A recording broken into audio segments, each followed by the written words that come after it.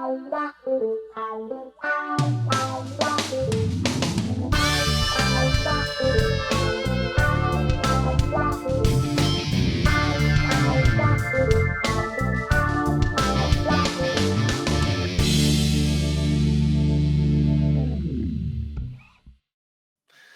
DMV and across the world. Welcome to another edition, another episode, another adventure of Living on Music. I am Steve Houk, and welcome.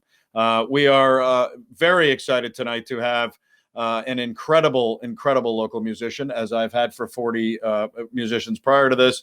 But boy, is Jenny Langer something else. And this is going to be an amazing ride. If you see behind me, yes, welcome to Shanghai.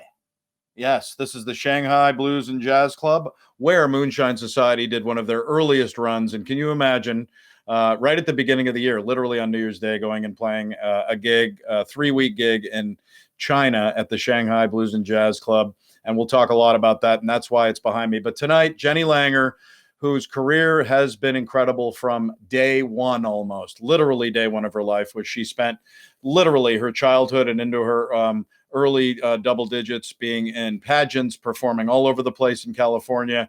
And we're going to show you all that development of her career. But boy, currently Moonshine Society, the Ron Holloway Band, Honey Larks. This is one incredible lady and an incredible musician. So stay tuned for the adventure with Jenny Langer in just a minute. Real quick, wanted to talk for a moment about what's going on with some of these venues around here. We've talked about that since day one, and I cannot let it go. There is a amazing Washingtonian piece that is evolves every month or so, and it is an updated list of the DC area restaurants and bars that have closed during this pandemic. And if you take a scroll down, it is an incredible thing to witness. So many places that have had to close their doors over this pandemic. Some places you guys know very well, some places you might not have been aware of. And it's something to just kind of look at and kind of get a sense of.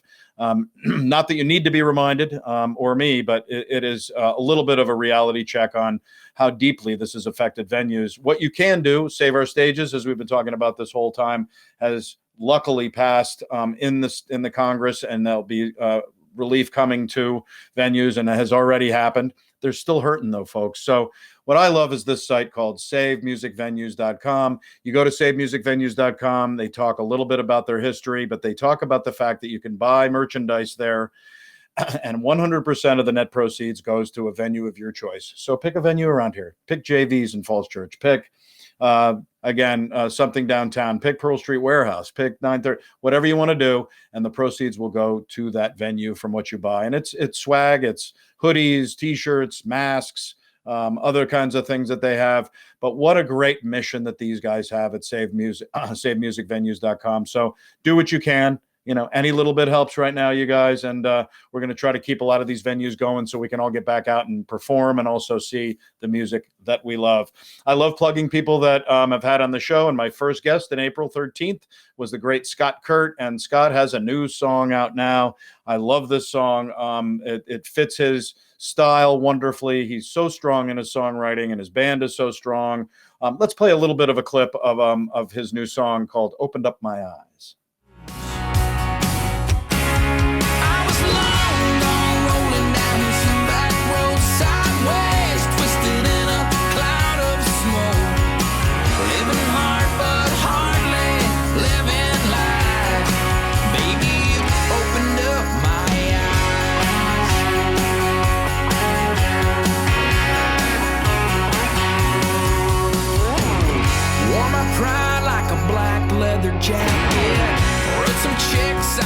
So yeah, that is Scott Kurt to the utmost, and I love Scott and I love his music. You can go to scottkurt.hearenow.com/opened up my eyes.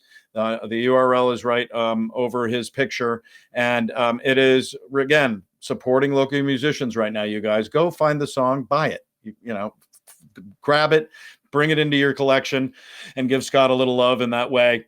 But that is a wonderful piece, and Scott, way to go. And I'm sure there's going to be a lot more music from Scott coming out in the months to come. We have a band called the Vikings. They have been something else for 10 years. They're celebrating their 10-year anniversary this year.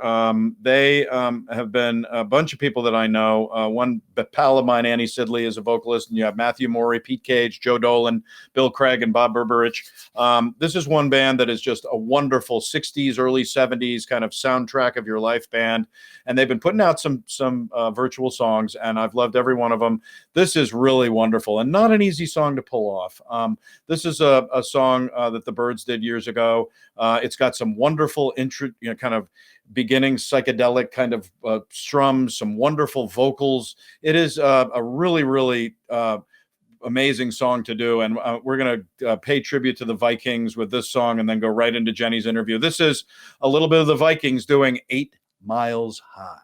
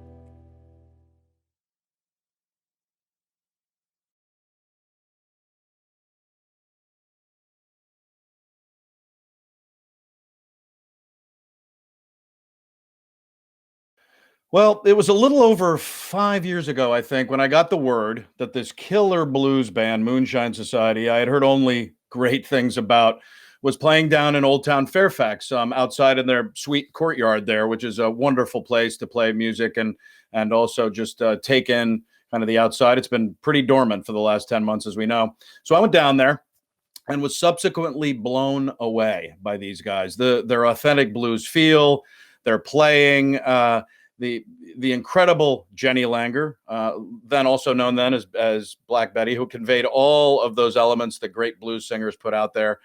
and then some. And it didn't hurt that right around that time, they had begun what has to this day become a fabulous collaboration with the renowned area saxophonist Ron Holloway, who not only sits in with Moonshine Society, but had recruited a number of the band members to join his Ron Holloway band. The last time I saw Ron play live before that was with the Allman Brothers at DIR Constitution Hall. It was the last time also that I saw Greg Allman alive. He walked right by me. We were waiting for them to get off the bus, and I said, "Hey, Greg," and he turned and said, "Hey, man, how you doing?" It was kind of one of those moments. Even I've met all these guys, or a lot of people. I've interviewed Greg before, actually, but it was a big moment, and Ron was spectacular.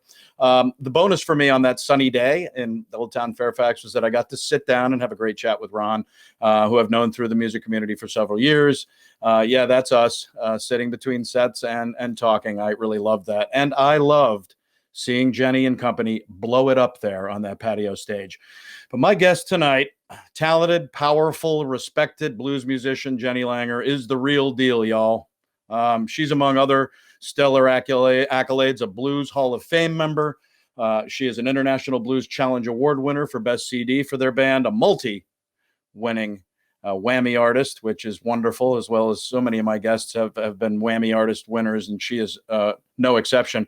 And also, yes, a pinup model back in those days, and still could be one when you see her.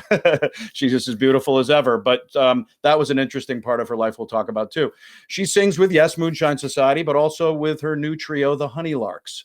And they will be playing with Eric Scott, I believe, out in Annapolis in a couple of weeks. And that is very exciting. Eric is a dear friend and also a guest on Living on Music. She also has played, of course, with the Ron Holloway Band, which I was just talking about their collaboration. And boy, do we have some killer clips from Jenny's collaboration with Ron coming up. She's a frequent guest of the David Bach Consort and also the Bay Jazz Project, my buddy Seth Keibel, who I had on a couple of months ago. What a great group they are. Has also performed with artists like their buddies, Warren Haynes and Government Mule, Derek Truck, Susan Tedeschi, Jimmy Vivino, the Nighthawks, and more. She's also a Berklee College of Music alum, and to this Boston University graduate who had many friends at Berklee, dear friends to this day from high school who graduated Berklee like Todd Jones. That is a huge thing to chat about as well. And is currently, and has been for a while, a talent agent for East Coast Entertainment. So it fits perfectly in with her vibe and her thing. Ladies and gentlemen, let's get to it. Please welcome to Living on Music, the lovely, the talented, the blues maven lady with the killer pipes and the endless vibe. There you go. And welcome, Jenny Langer, to Living on Music. Thanks so much for being here. Thank you for having me. I appreciate it. You're making me blush. But I'm the color of my shirt. Which is funny because usually on the show, for some reason, I tint pink. So it's nice that maybe the pink shirt is taking off the tint. It is so wonderful to have you here. I was saying before that, when I did go down to that gig, and I'd heard of you guys for a while with your reputation, and was able to sit and watch and relish that wonderful sound you guys have created with Joe Whalen and at the time and Ronnie playing and you're singing, and it was wonderful. And so we'll delve into Moonshine Society for sure on this show, because I know it's still a huge part of you. Something I hope I don't have to bring up over the coming year or two when we're able to actually, I'd love to do a show with, as I was saying, with you guys in person, and we'll have you guys play and we'll do a whole studio thing. But it's been a hell of a last 10 months, and for musicians especially, and every musician I've had has had one way or another to deal with it. What I love, you seem to be doing quite well, although some things have obviously fallen that you've wanted to do. How have you been doing this last 10 months, and what has kept you sane and alive? It's been a bizarre year. Like, I don't feel like I need to say that to anybody, because we've all had a very unexpected last 10 months. And it looks like in terms of live music, we're going to continue waiting a little longer than we thought we would have to see everything come back. Yeah. I feel very fortunate in that I'm a pretty tech savvy person, and I have some exquisitely talented friends who are even more tech savvy than I am, who were able to figure things out when I couldn't and give me a hand.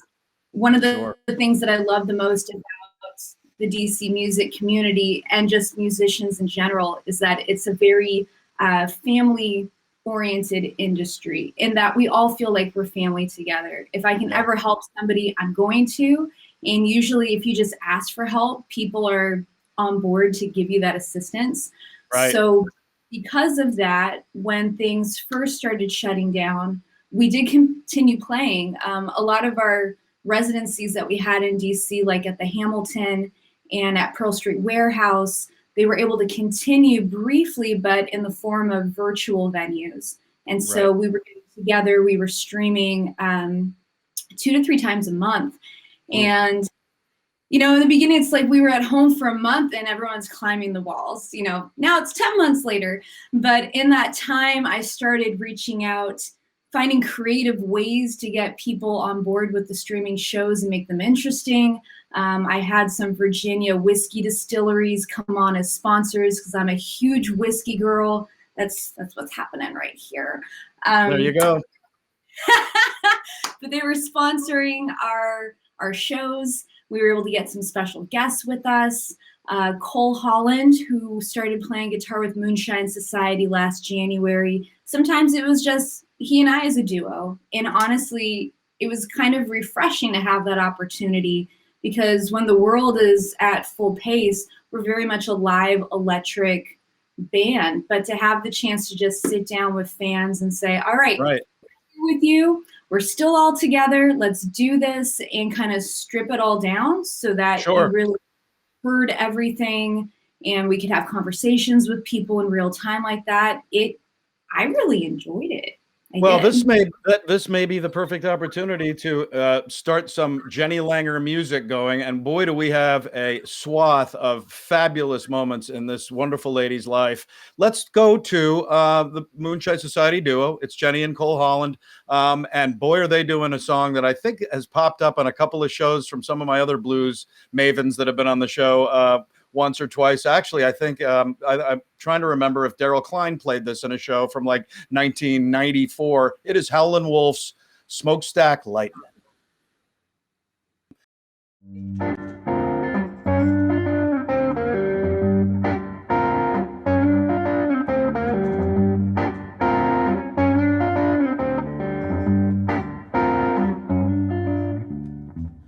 Oh, smokestack lightning, shining just like gold. Oh, why don't you hear me crying? Ahoo, ahoo, ahoo.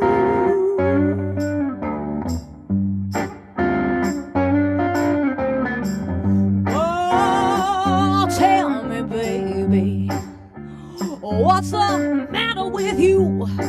Oh, don't you hear me crying? Yeah. Ahoo, ahoo, ahoo.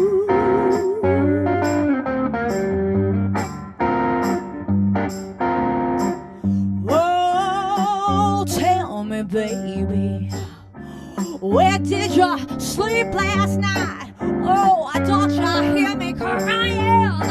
Ahoo, ahoo, ahoo. Hey.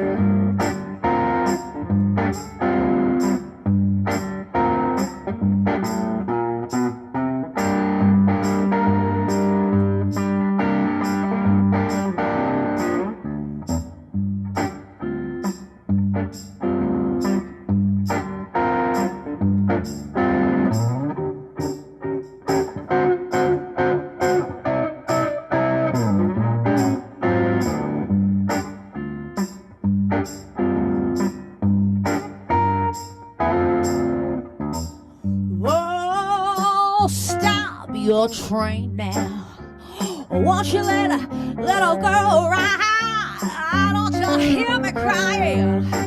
Ahoo, ahoo, ahoo. Yeah, I love that. And in looking at the history of Moonshine Society and you and how Cole kind of came into the mix at the beginning of that year, that is a beauty. And boy, what a song that is. I know that this year, you've been doing some virtual stuff. You really wanted to make it a year of collaboration, and that's where collaboration took this kind of dive. So how have you been kind of going along and trying to continue that vibe? Sure. Yeah, you're right. I had every intention of making 2020 a year of collaboration, trying to set intentions for the year. That's something that I've tried to be better about the last few years with myself. And we had a residency at Pearl Street Warehouse where I was going to be recreating classic blues albums live. I was going to pick an album and then invite special guests from not just the DC blues scene, but my favorite blues musicians from all over, whoever I thought would best help me recreate the sound of what was originally recorded. And we would present it as a one-time only show. We got one of those in. I think maybe you might have a clip from the end of 2019 when we did Couldn't Stand the Weather. So yeah, I happen to have that. Yeah. Should we take a little look at that for the moment? Sure. Yeah, we were able to kick off the series, and hopefully when things go back to normal, we can jump back into it. So yeah, this is a taste, hopefully, of things to come. This is exactly what Jenny was trying to continue to do in 2020, but it's so wonderful. And actually, Michael Tash is on in 2 weeks. I can't wait to have him. He's been piping in on the posts about Jenny too, and how exciting! Shocker, blues, sister, brother. Wow. And Colin, yeah, he's amazing. And Colin Thompson's on this. Let's go to a little bit of that pre-pandemic stuff that everybody loves to kind of dive into a little bit because it was before we all went crazy. This is, again, at Pearl Street Warehouse, one of my favorite venues too in this entire area. For a little from Jenny's Couldn't Stand the Weather album show, a little Texas Flood.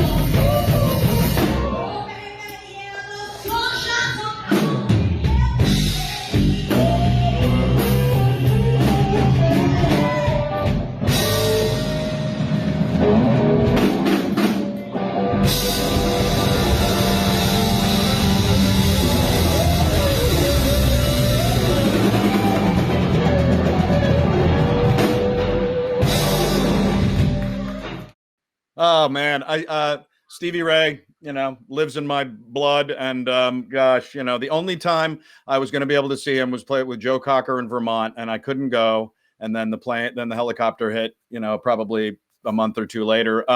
I've had people like Linwood Taylor on, and all those guys who are, hung with Stevie. What a great job. And boy, it's a shame there's no guitar players on that song. I mean, you guys, it must feel so good to have the guys rip it up like that. I mean, that was Joe and Colin and Michael, right? Yeah, it was. And even though I'm a vocalist and I have a lot of vocalists who have inspired me over the years, when I'm writing music, I hear guitar riffs in my head. A lot of what I write really requires strong guitar work, and I've realized that that's just a part of who I am as a music artist. So to have people, like Colin and Michael, even Joe, now we have Cole. I've got some stuff coming up in the future with Zach Sweeney and Bobby Thompson. These phenomenal guitarists in the area. I mean, I'm spoiled. I'm spoiled.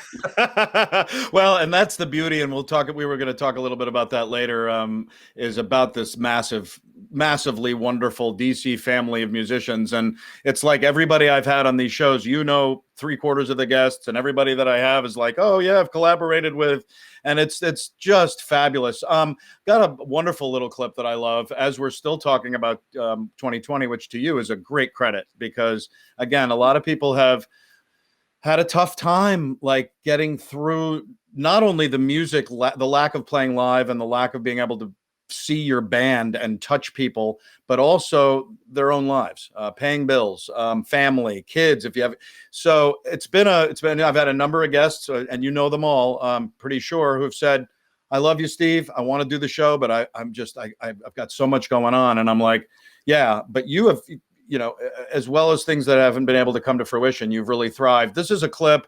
As you said, you guys have done a few little virtual things. This is Moonshine Society. And I love this. This is from 2020. It's a little I Can't Stand the Rain.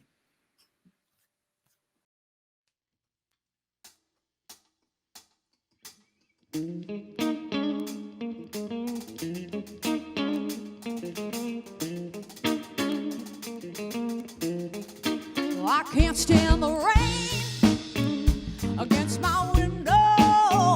No, no. Bringing back sweet memories. I can't stand the rain against my window. No, no. 'Cause he ain't here with me right now. When we were together, yeah, everything was so great. Yeah, that we parted. You know, there's one thing that I just can't stand. I can't stand the rain against my window. No, no. Bringing back sweet memories. I can't stand the rain against my window. Oh, no, no, no, no. 'Cause he ain't here with me right now. Oh, empty pillow, yeah, yeah, where his head used to lay. I know you got some sweet memories. They're like a window. Yeah, got nothing to say. I can't stand the rain against my window. No, no. Bringing back sweet memories. Yeah, window packing. Do you remember? Ooh, yeah. How sweet it used to be. Oh, yeah.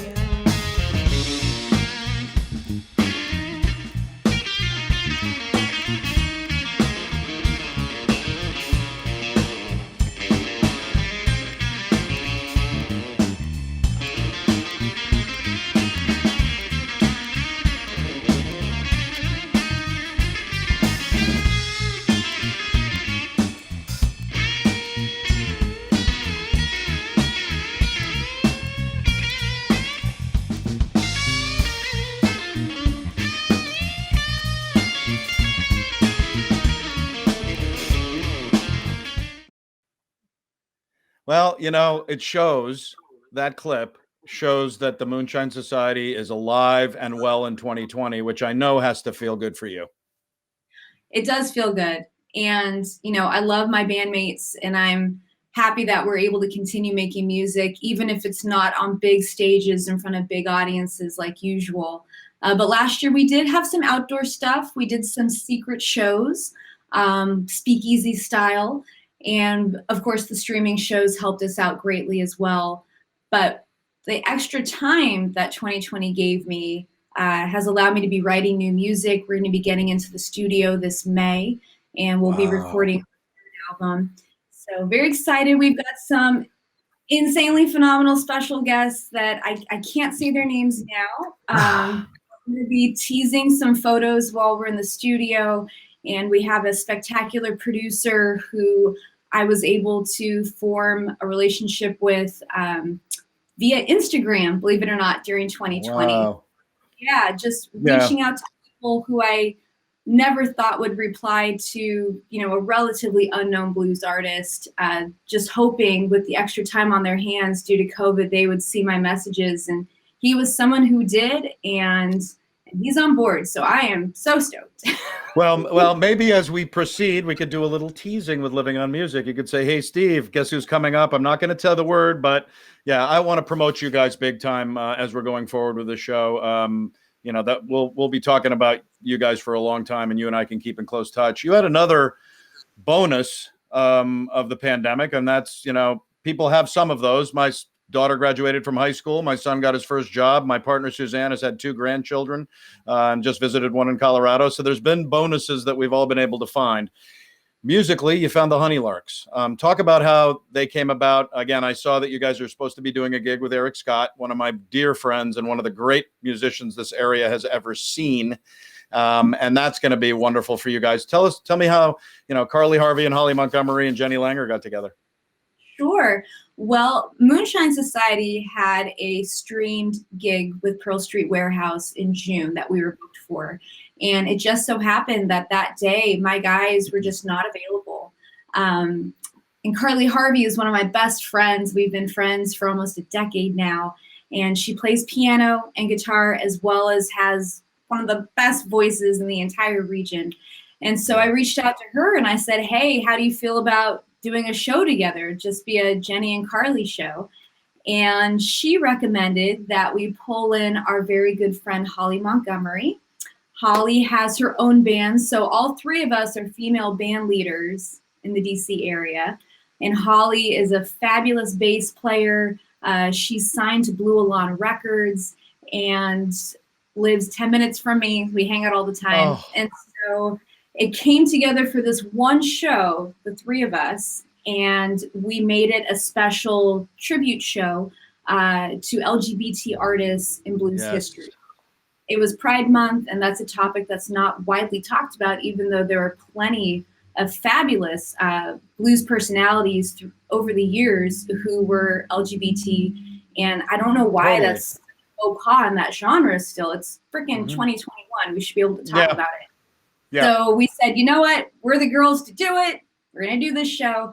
And because we're such good friends, the banter in between songs was just as entertaining as the music. It was not for the faint of heart and very uncensored.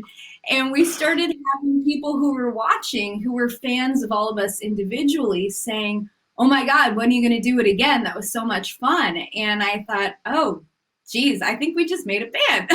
Oh, God.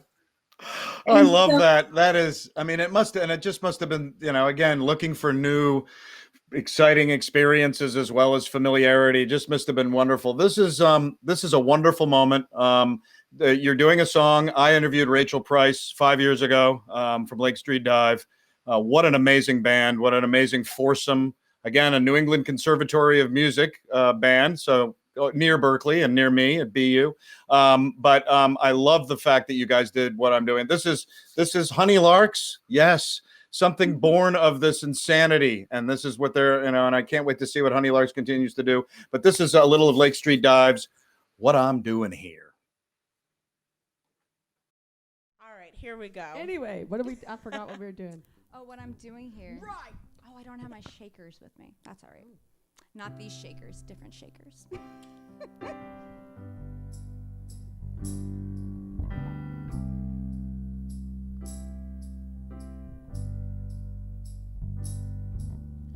Nobody knows what I'm doing here, and I ain't got a clue.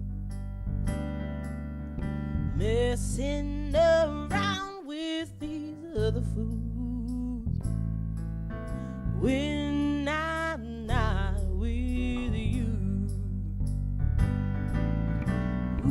There's been so many nights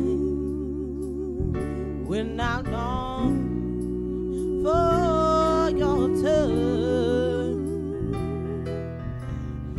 There's been so many days when our love was just not enough. Oh, leave me, leave me, leave me. Can't you see me, see me? Nobody knows what I'm doing here, and I ain't got a clue. Messing around with these other fools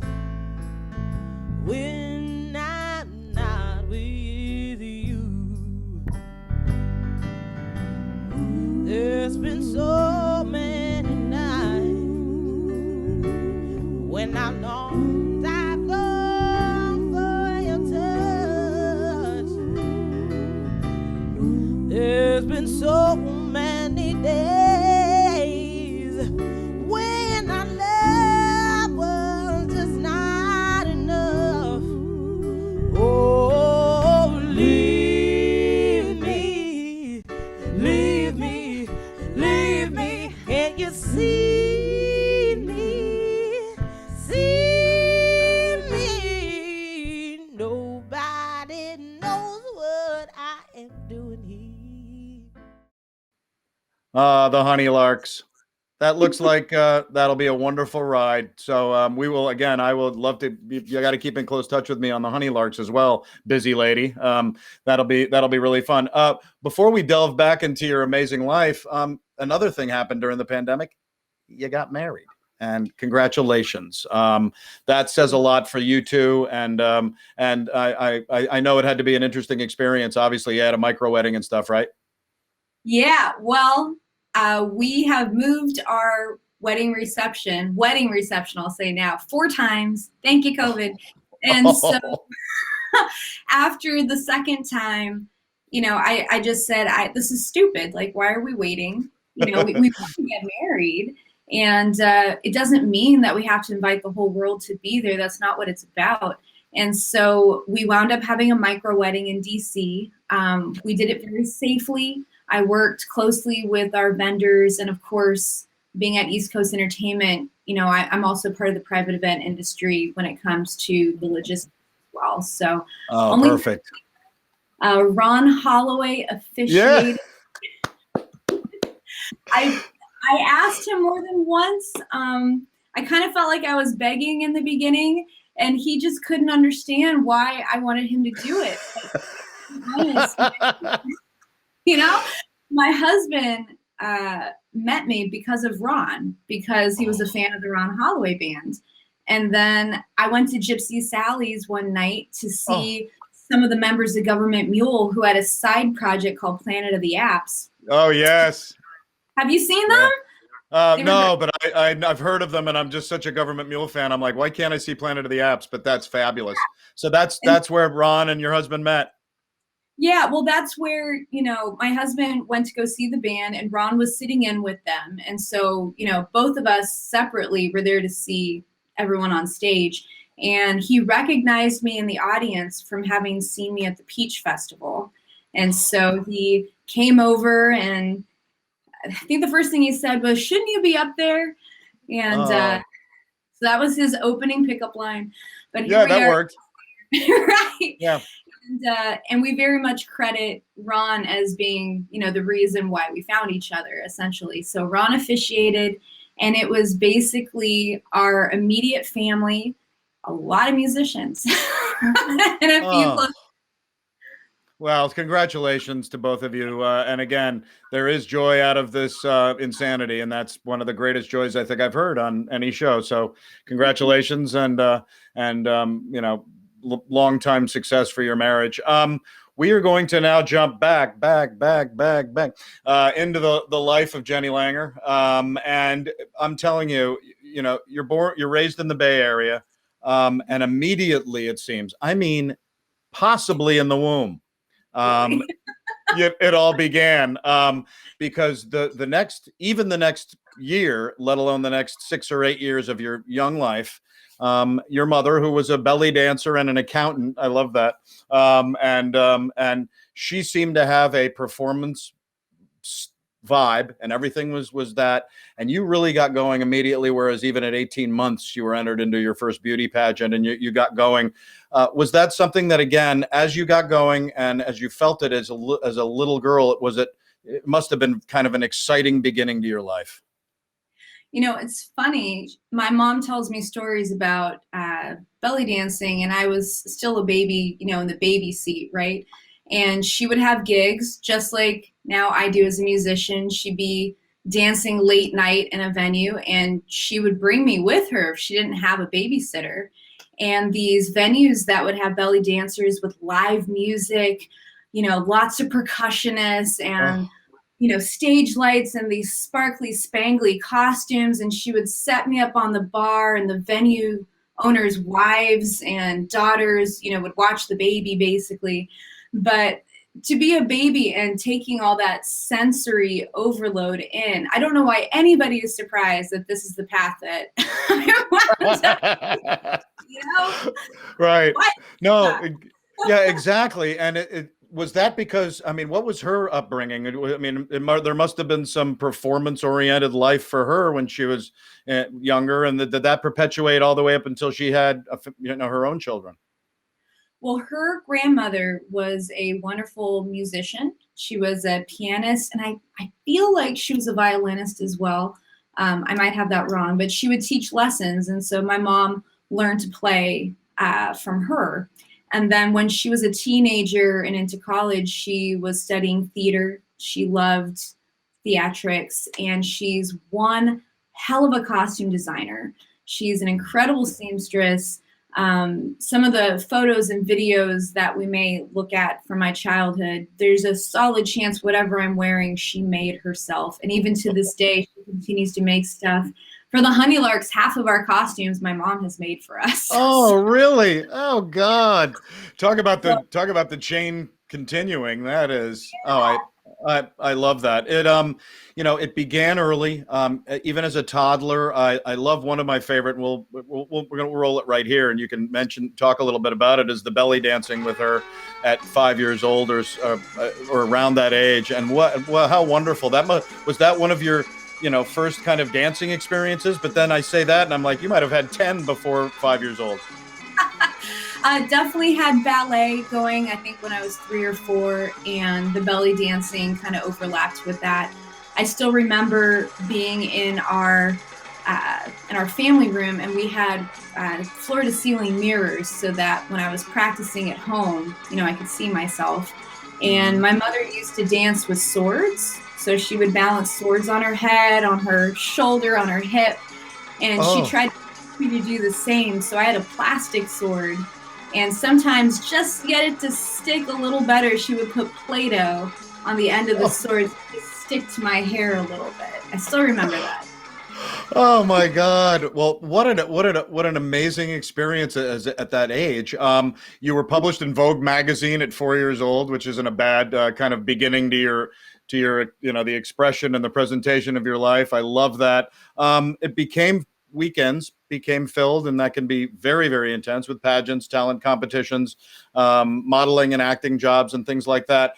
Before we talk a little bit about it, and I'd like to ask you how that felt, because again, pageants have been looked at as a tough kind of burden for some people, and it's a lot of work and stuff. And I'd like to talk a little bit about that, but I love this clip. This is 6 years old. At one of these pageants, and you do a double performance here, and I'm gonna call it the Goody Rocky, because you got Goody Goody and Rocky Top. And so let's go back to Jenny Langer at 6 years old doing a little Goody Goody and Rocky Top. Oh God. Is Jennifer Langer. She'll be doing a vocal to Goody Goody.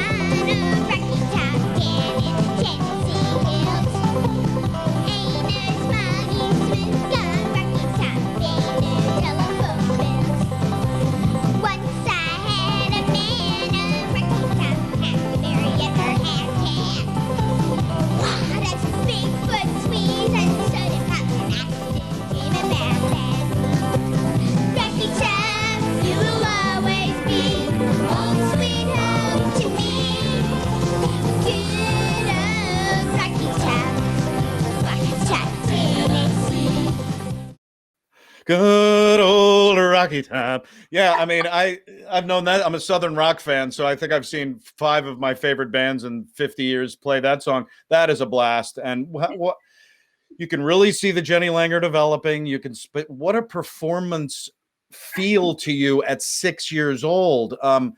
It felt natural at that point to you?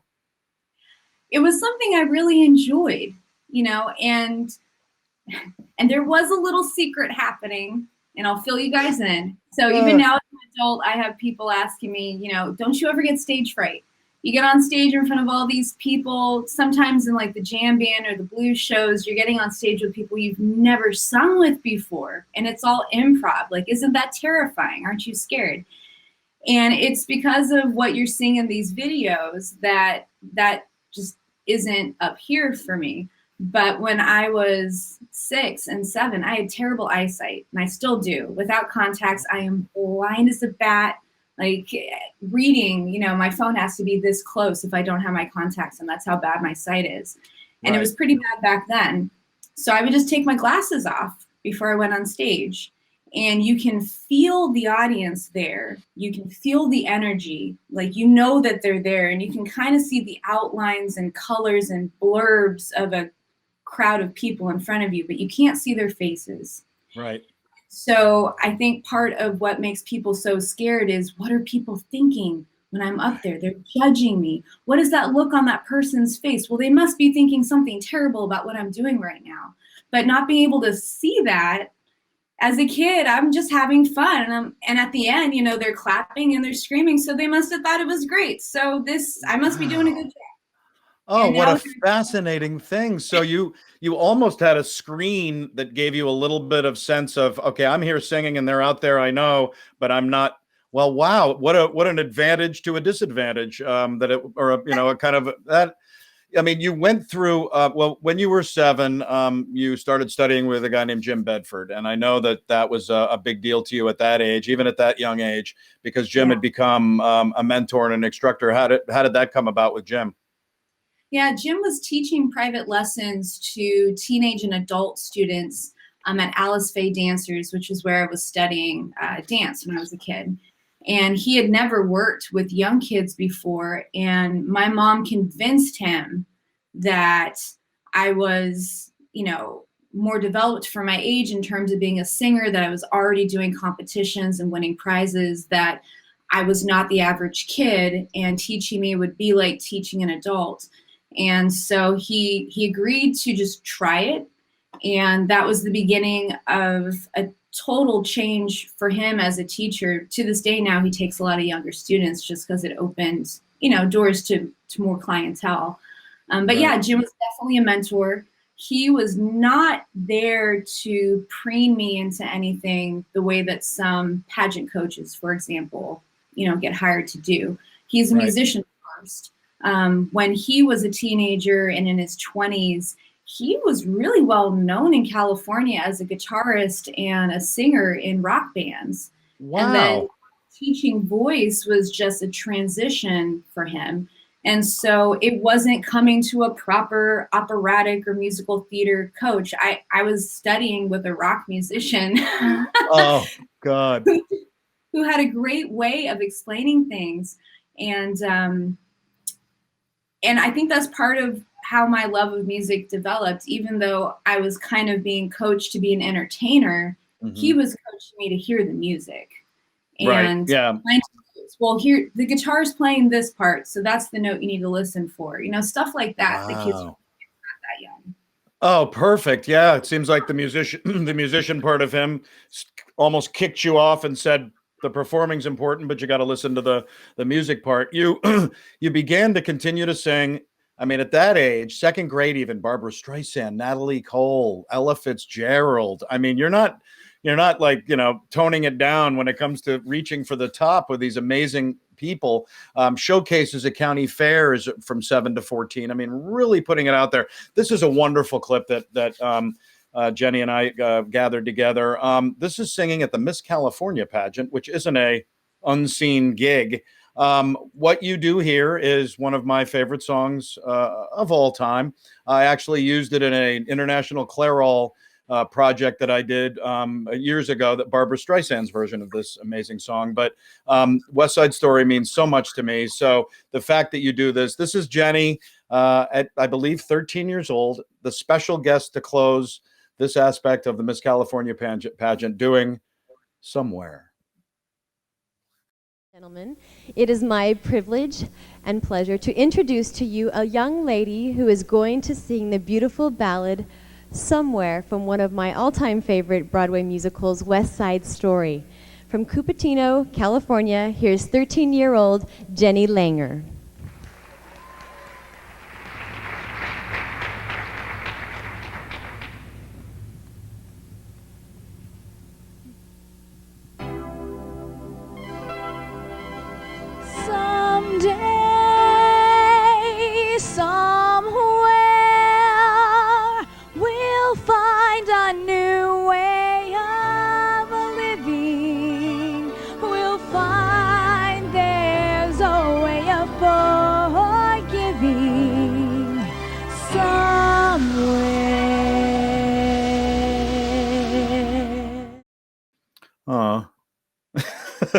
I just went back to West Side Story for a second. Beautiful job. And again, 13 years old at a performance like that. You remember anything kind of anecdotal about that performance, or was it another one in a series of that amazing run?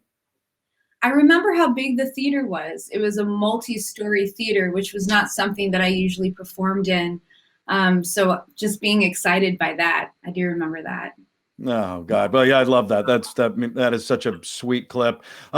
Junior high came, you spent a few weeks every summer doing, 4 to 6 shows, weekly rehearsals, things starting to ratchet up musically as they had been ratcheting up. But this seems like music. High school pageants kind of passed by, which is, again, something that you just decided that that would be the logical step, because the logical step was going to Miss America, right? Yeah, that honestly was a bit of a rift between my mother and myself, Oh. because she was very much involved in the Miss America Association, and that was the path that I was being pushed down.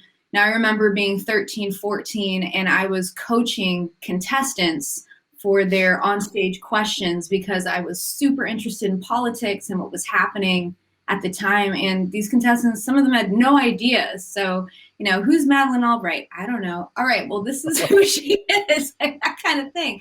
So when it came to the academic part of these competitions and the talent part and the public speaking, I loved that. I loved all of that. And in fact, I did not want to do the kind of pageants that only focused on looks and modeling. Right. So there are plenty of pageant systems that do that. For me, it was more about volunteering, having good grades, being a good speaker, and having a talent that you can wow an audience with.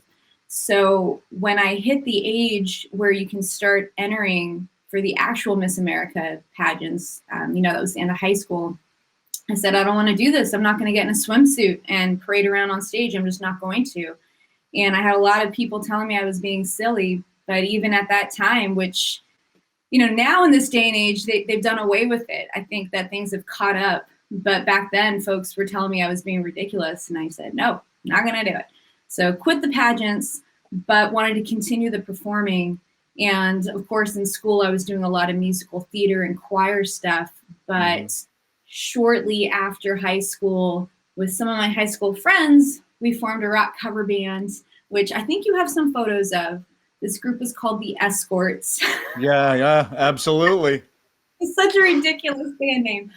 But, when I was a teenager living in the Bay Area, a lot of the local radio stations would play classic rock, and they were playing artists that either were from the Bay Area or gained a lot of notoriety because they had moved there in the late 60s and early 70s. And so you had, Janis Joplin, and you had Santana, and some of the biggest names made their marks there not far from where I grew up. Right. And Led Zeppelin, I was a huge Led head when I was 15, 16. And so that was the kind of music we started covering in that band. Yeah, I love that thought that the late 90s was a very pop rock time for so many, especially folks in your age bracket, and that you were going down the Zeppelin. John Mayall, another one of your heroes, which seems to have fast forwarded or a little into the blues part of your life. John Mayall, I got to interview about 10 years ago, and it was just almost, I could barely speak because of his level of as the kind of the professor, right? So without naming names again, because I can't do that yet, that name might have something to do with these very special guests that I mentioned for our next project. So I'm sorry, I don't know what you're talking about. I will push that over to the side and then run around the house after we're done and be like, what? But yeah, we might go back to that at some point in the next time we do the show. But I love the fact that music was appealing to you because the sense of the way you have developed into a singer with the blues heart and soul. A lot of that comes from, again, that early blues and that rock and roll. You had an interesting kind of issue at home. You were dating somebody who was mixed race. Your family members didn't really want to go along with that, and you moved out at 17. Did that hit you hard?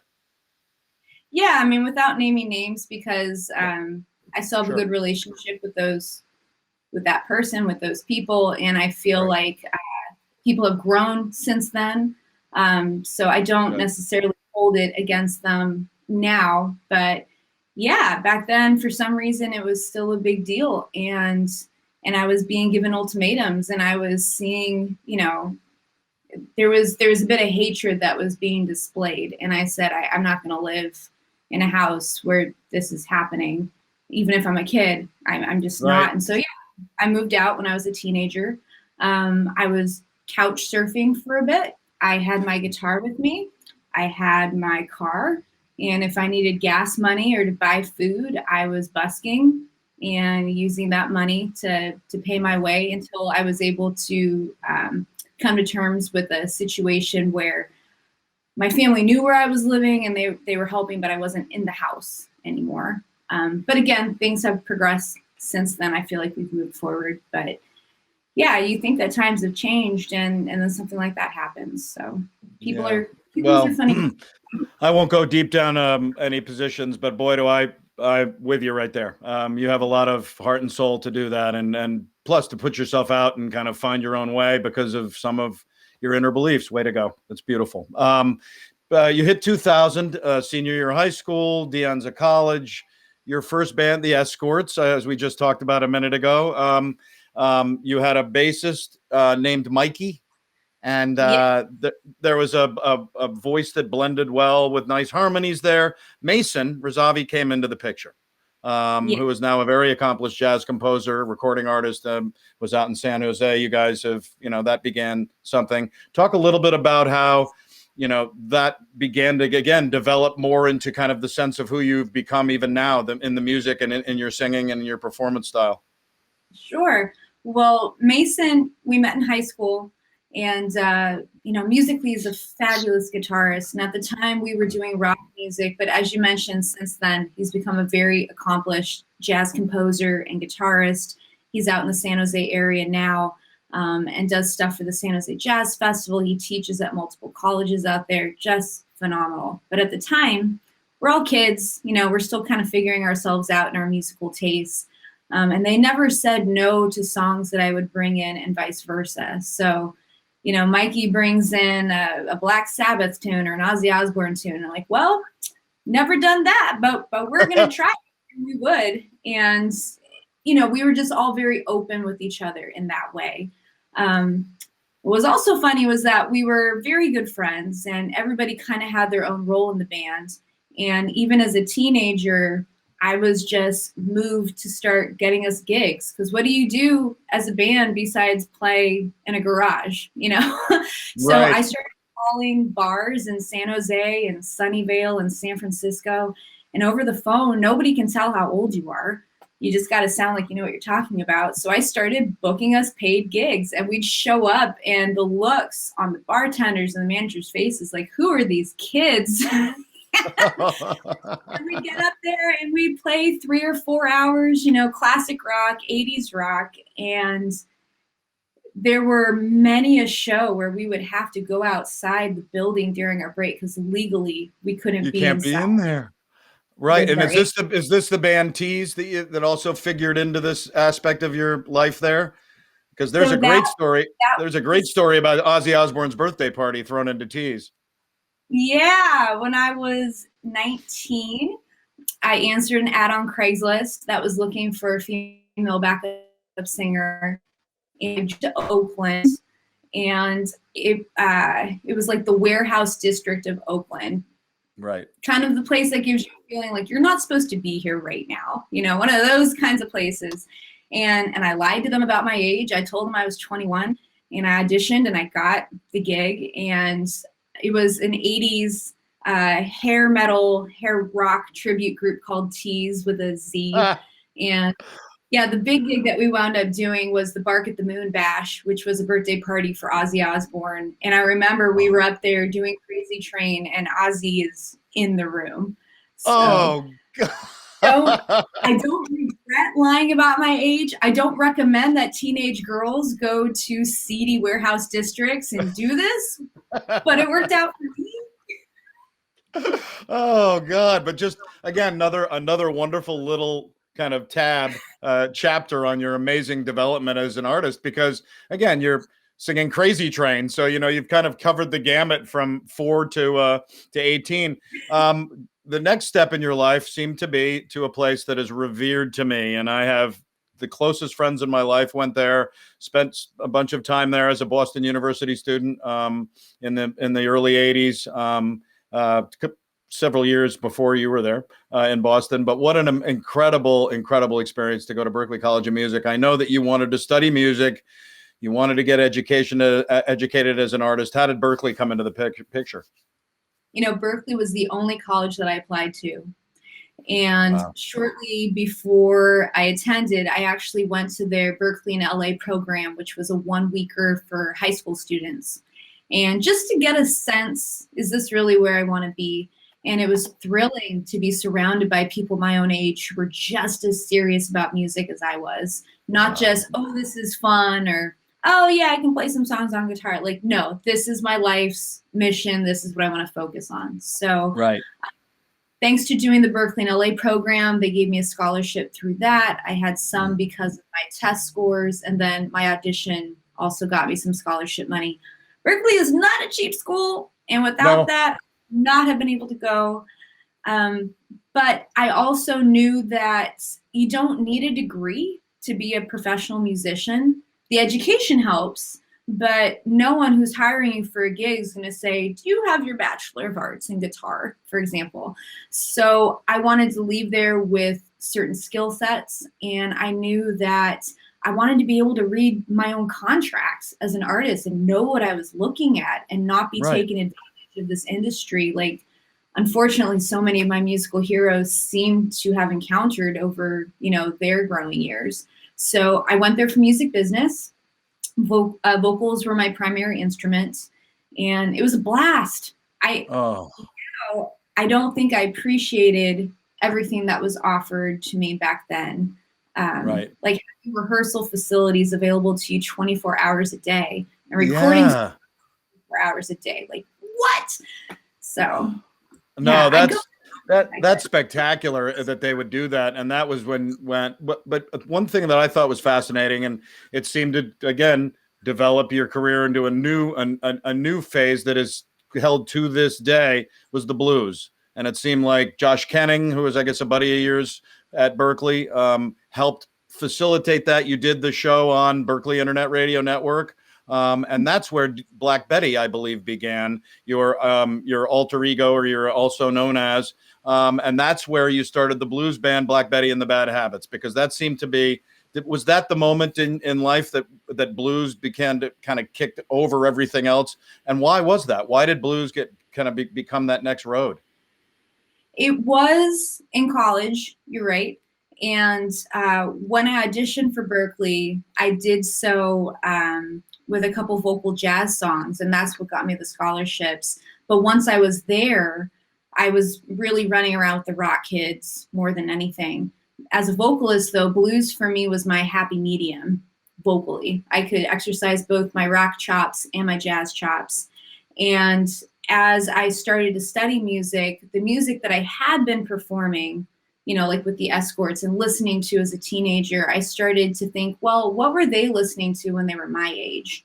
Right. And you can fall down this massive rabbit hole of self-edification when you focus on people like Janis Joplin, Led Zeppelin, the Rolling Stones, Aerosmith.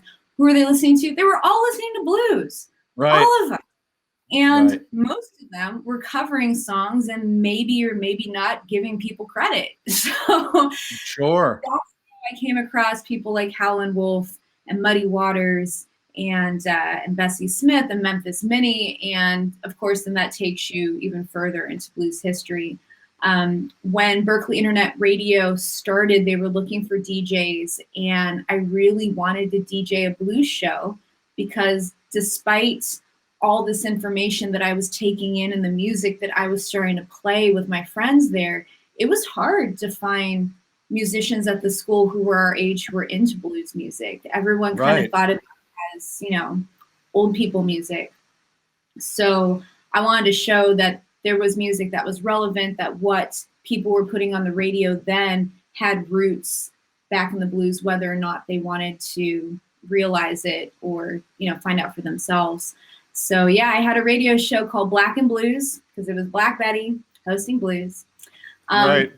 In terms of Black Betty, so Josh Kenning was a student at Berkeley from Kansas City, blues rock guitarist. He and I started playing music together and writing songs together. Mason was a part of that from the Escorts, and that's how we formed the band. It was a blues rock band. Right. But I was a very poor college student, as you are when you go to college usually, and a band needs photos. You need to put out there on the internet nowadays to show that you exist. So I started answering ads from photography students who were looking for models. And one such photographer, her name was Amalea, and she at the time was focusing on 1950s style pinup photography. And I was a curvy girl in a time where we were glorifying people like Paris Hilton and Britney Spears and, these thin, blonde, I'm not going to say dumb because sometimes I think that's just an act that women put on like Marilyn Monroe did. But, there was something that was being glorified and I was straight up the opposite of that. But in pinup, I could celebrate what I was. And so I started modeling for her. And a lot of pinup models and burlesque dancers kind of run in the same circles. And everybody had a stage name. Nobody used their real names. And I honestly think it was equal parts the culture, but also protecting yourself.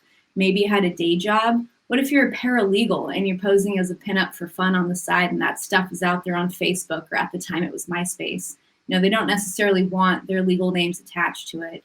So through Amma and what I was doing with her, I was given the nickname Black Betty, and I liked it so much I kept it because of Lead Belly and my love of blues music.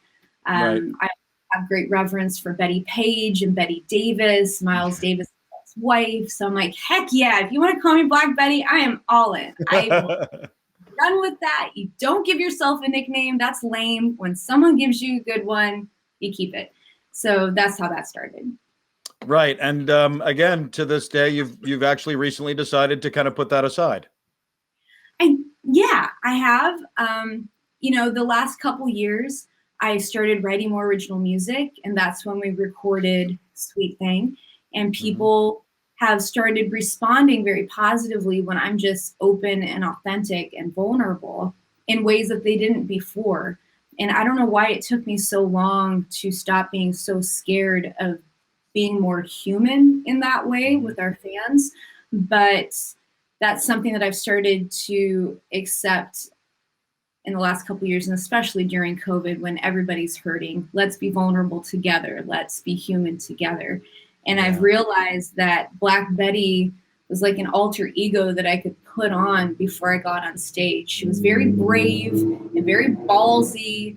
And, I've performed in my underwear in some shows, and it wasn't me. It was Black Betty. She was doing it. But now I am that brave woman. That is me when I get up there. And I don't feel like I need the alter ego anymore to do that. So, yeah, I've recently said I'm going to start going just Jenny Langer.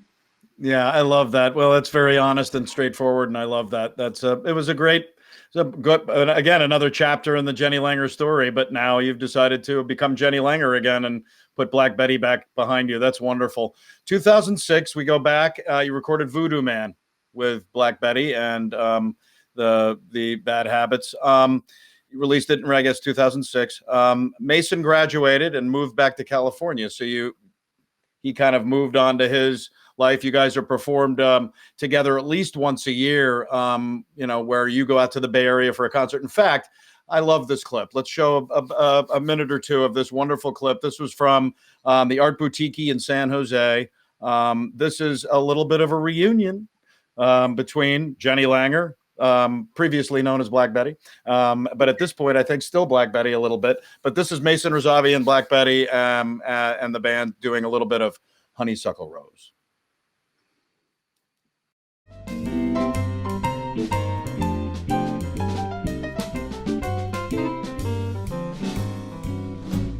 Every honeybee fills with jealousy they see you out with me. You're just so much sweeter, goodness knows you're my honeysuckle rose.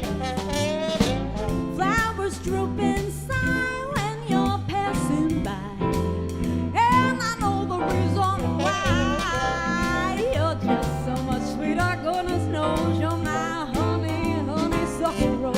All right now, and I don't buy sugar. You just have to touch my cup. And you're my sugar. It's so sweet when you stir it up. On the avenue, people look at you, and I know just who they do.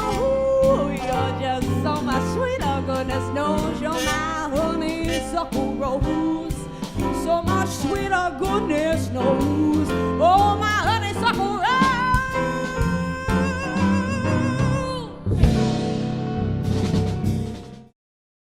Yeah, a lot of chemistry, and I love that clip. You guys sound wonderful. Joe Poppin came along, a Berkeley alum, and auditioned to replace Mason, and you guys would be very close for a number of years. He had toured with Memphis Gold, who is, you know, what an amazing player. What a guy who had kind of made his own huge name in blues. Joe had his own band, though, the Joe Poppin Band. And then the band you guys would sometimes co-bill. But with Memphis Gold, it seemed like that there was a neat relationship. How did Memphis Gold figure into that phase of your life? Sure. Well, you're right. Joe had toured with Memphis Gold for a number of years. Actually, from the time he was 17, he was playing with Memphis Gold. And he was with him for about 10 years, toured all over the world doing a lot of USO stuff and casinos and festivals. And then in his late 20s said, you know what, I want to go to college. I'm going to take a breather. Wound up going to Berkeley, and that's where we met. And he auditioned to replace Mason. He was a friend of Josh's, so that's how I met him directly.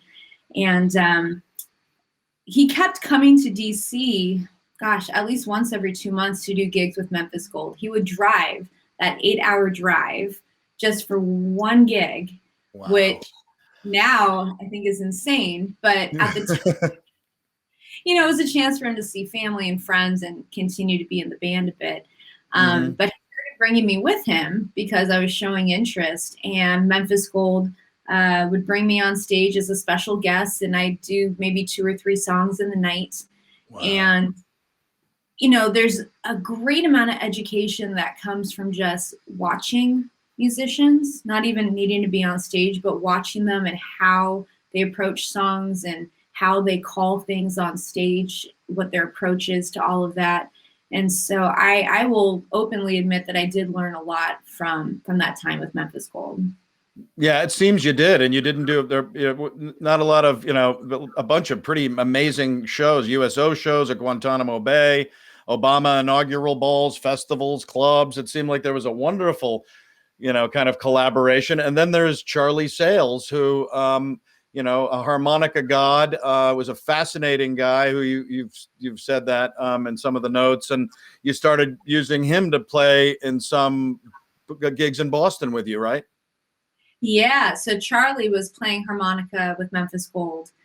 Nice. What a character. I mean, if you had to like build a human being that was the embodiment of blues music, it would be Charlie. I mean, his life, someone needs to make a movie out of his life. I swear to God, before it's too late.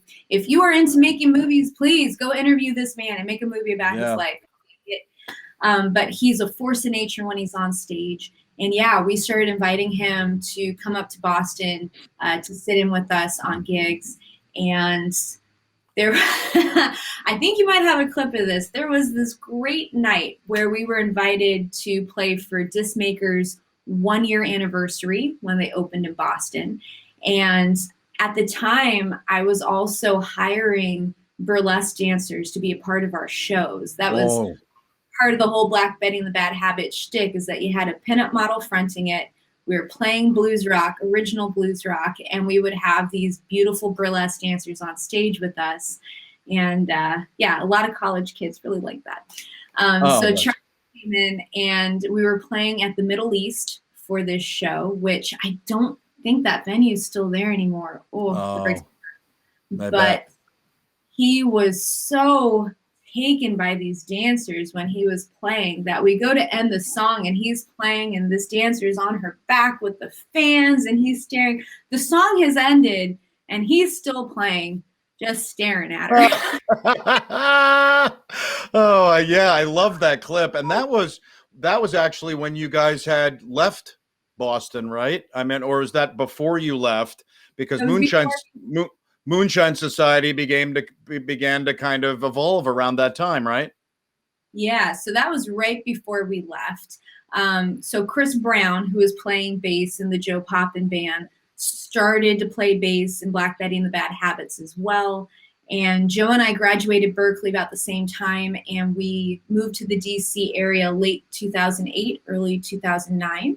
And Chris joined us a few months later once he graduated. And, you know, there was this conversation about, well, what do we do after Berkeley?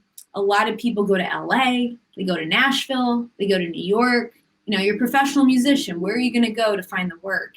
And since Joe already had connections with blues players in DC, and it seemed like maybe this was a smaller pond than New York or LA to compete with, let's just give it a try and we'll see how it goes.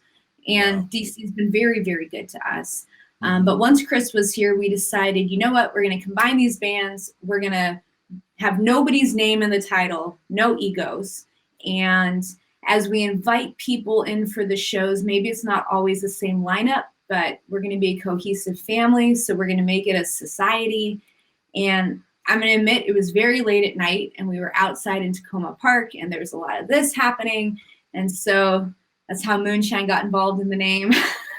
Oh, well, yeah, that would make perfect sense. Yeah. We'll talk about the evolution of Moonshine Society as we're going along. We're going to pop right back to what Jenny was just talking about, this wonderful gig at the Middle East in Cambridge, my old stomping ground. I lived right across at the corner of Marlborough and Commonwealth, right before you get to the Charles. In an apartment there, and there's memories there. But this is Moonshine Society in Cambridge, Massachusetts, with Charlie Sales and the amazing dancing ladies doing a little Congo Square.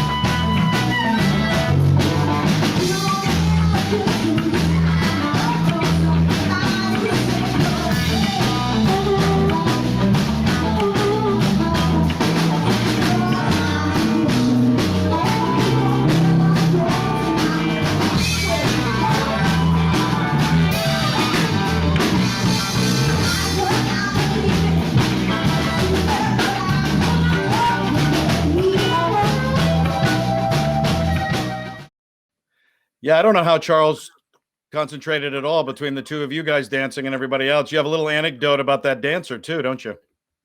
Yes, so that is Sugar Dish. She was, love that name. She was the troupe leader of Babes in Boinkland, which was a burlesque dance troupe that came out of Boink magazine, which was a very sexy, somewhat scandalous magazine that Boston University was putting out.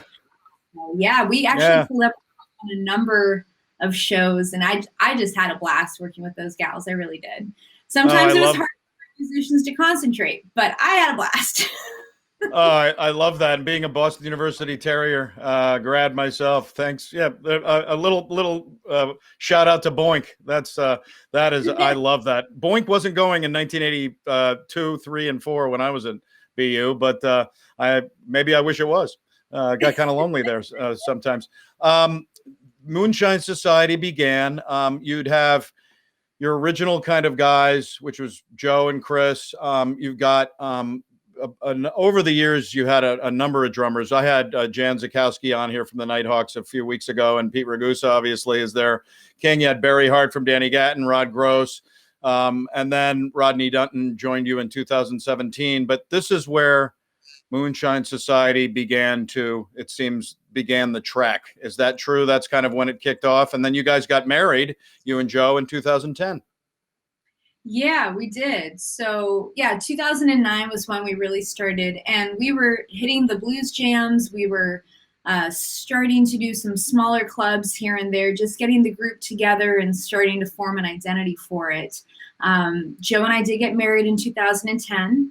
And then later that year, in November of 2010, I was following up with a club that I had basically been hounding every 2 months with our press kit and information about Charlie Sales, saying, please check this band out. They would be perfect. They would be perfect. They would be perfect. And so that November, I reached out again for a follow-up, and I got a response from the manager saying, you know what? The owner loves Charlie Sales, and you guys, you've actually been on our short list. We just had a band bail on us. Can you be here in January? And that was Jazz in Shanghai right there. There you go, right here. Yep, over here where I'm trying to point. Yep. That's what an amazing thing to grab. I mean, you nailed a 3-month gig in friggin' China. That had to be a huge thing to do for you guys. It was amazing. I would go back in a heartbeat. And actually, I have visited Shanghai since we came back from that, just to see the club and say hi to Mr. Lin, the owner. And I was able to out there when I went back. But it was a time in our lives where everyone in the band, we were either working in music schools or the guys were just doing gigs full time. So we could pick up our lives on very short notice and move across the planet for 3 months. And it just worked out timing-wise perfectly. And they worked us hard. We were there 3 months. We arrived, I think, on New Year's Day. New Year's Day, right. We landed in Shanghai that afternoon, and we were on stage that night. Oh, God. And they had us there 6 nights a week. And we would usually do 3 sets a night. Sundays were jam night. That was always interesting because a blues jam in Shanghai, you have no idea what's going to show up that night, what's going to happen on that stage. We had some absolutely brilliant people from all over the world that were joining us. And it was fascinating.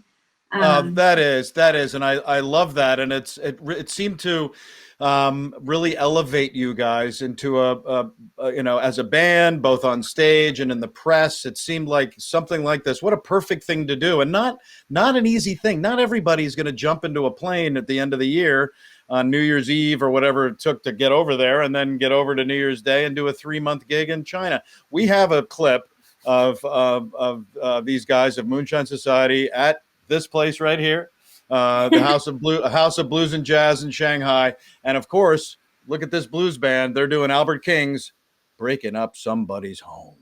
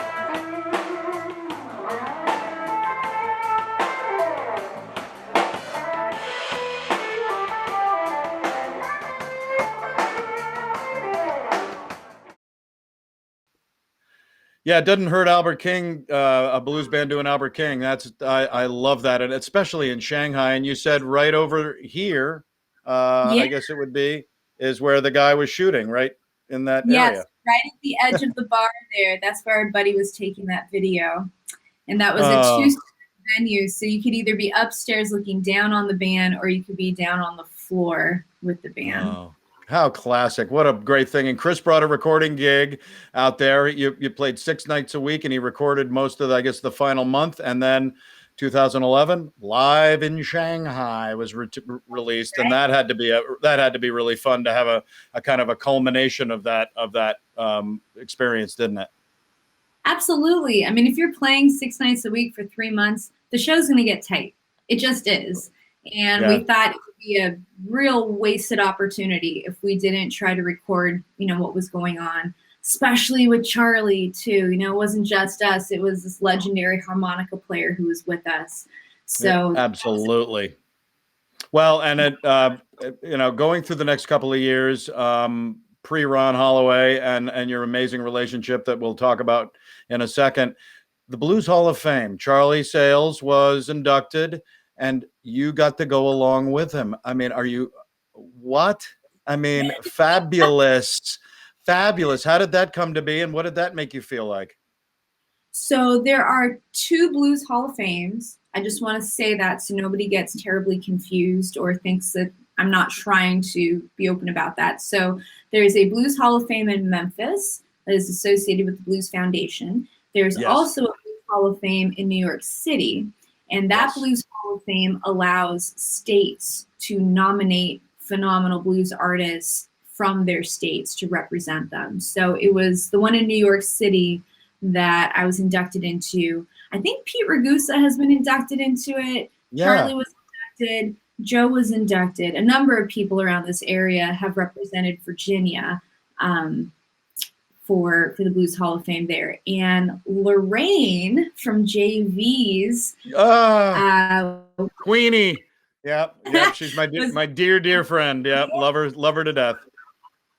Love Lorraine. And my God, the great thing she's been doing during COVID to, for the community and to also keep that going. It blows my mind. It does. Mine too. And I've been doing a bunch of live gigs, and I've been using JVs as the Love Driveway concert restaurants, and they've been pulling up. Yeah, you and I could probably accolade Lorraine for the next hour. But yeah, but you were saying again about Lorraine. And so she actually nominated me because we've been playing at the venue, and she knew what I've been doing with Charlie and the fact that we brought American blues over there. And I feel so very lucky to have, a woman in blues like her who, JV's is an institution. Anybody who's anybody in this genre, when you come through, comes to JV's. So to have her believe in me that way and to throw my name, in the ring like that meant the world to me. Oh, I love that. And I love that you would mention JVs. I've played in my bands there about 8 or 10 times.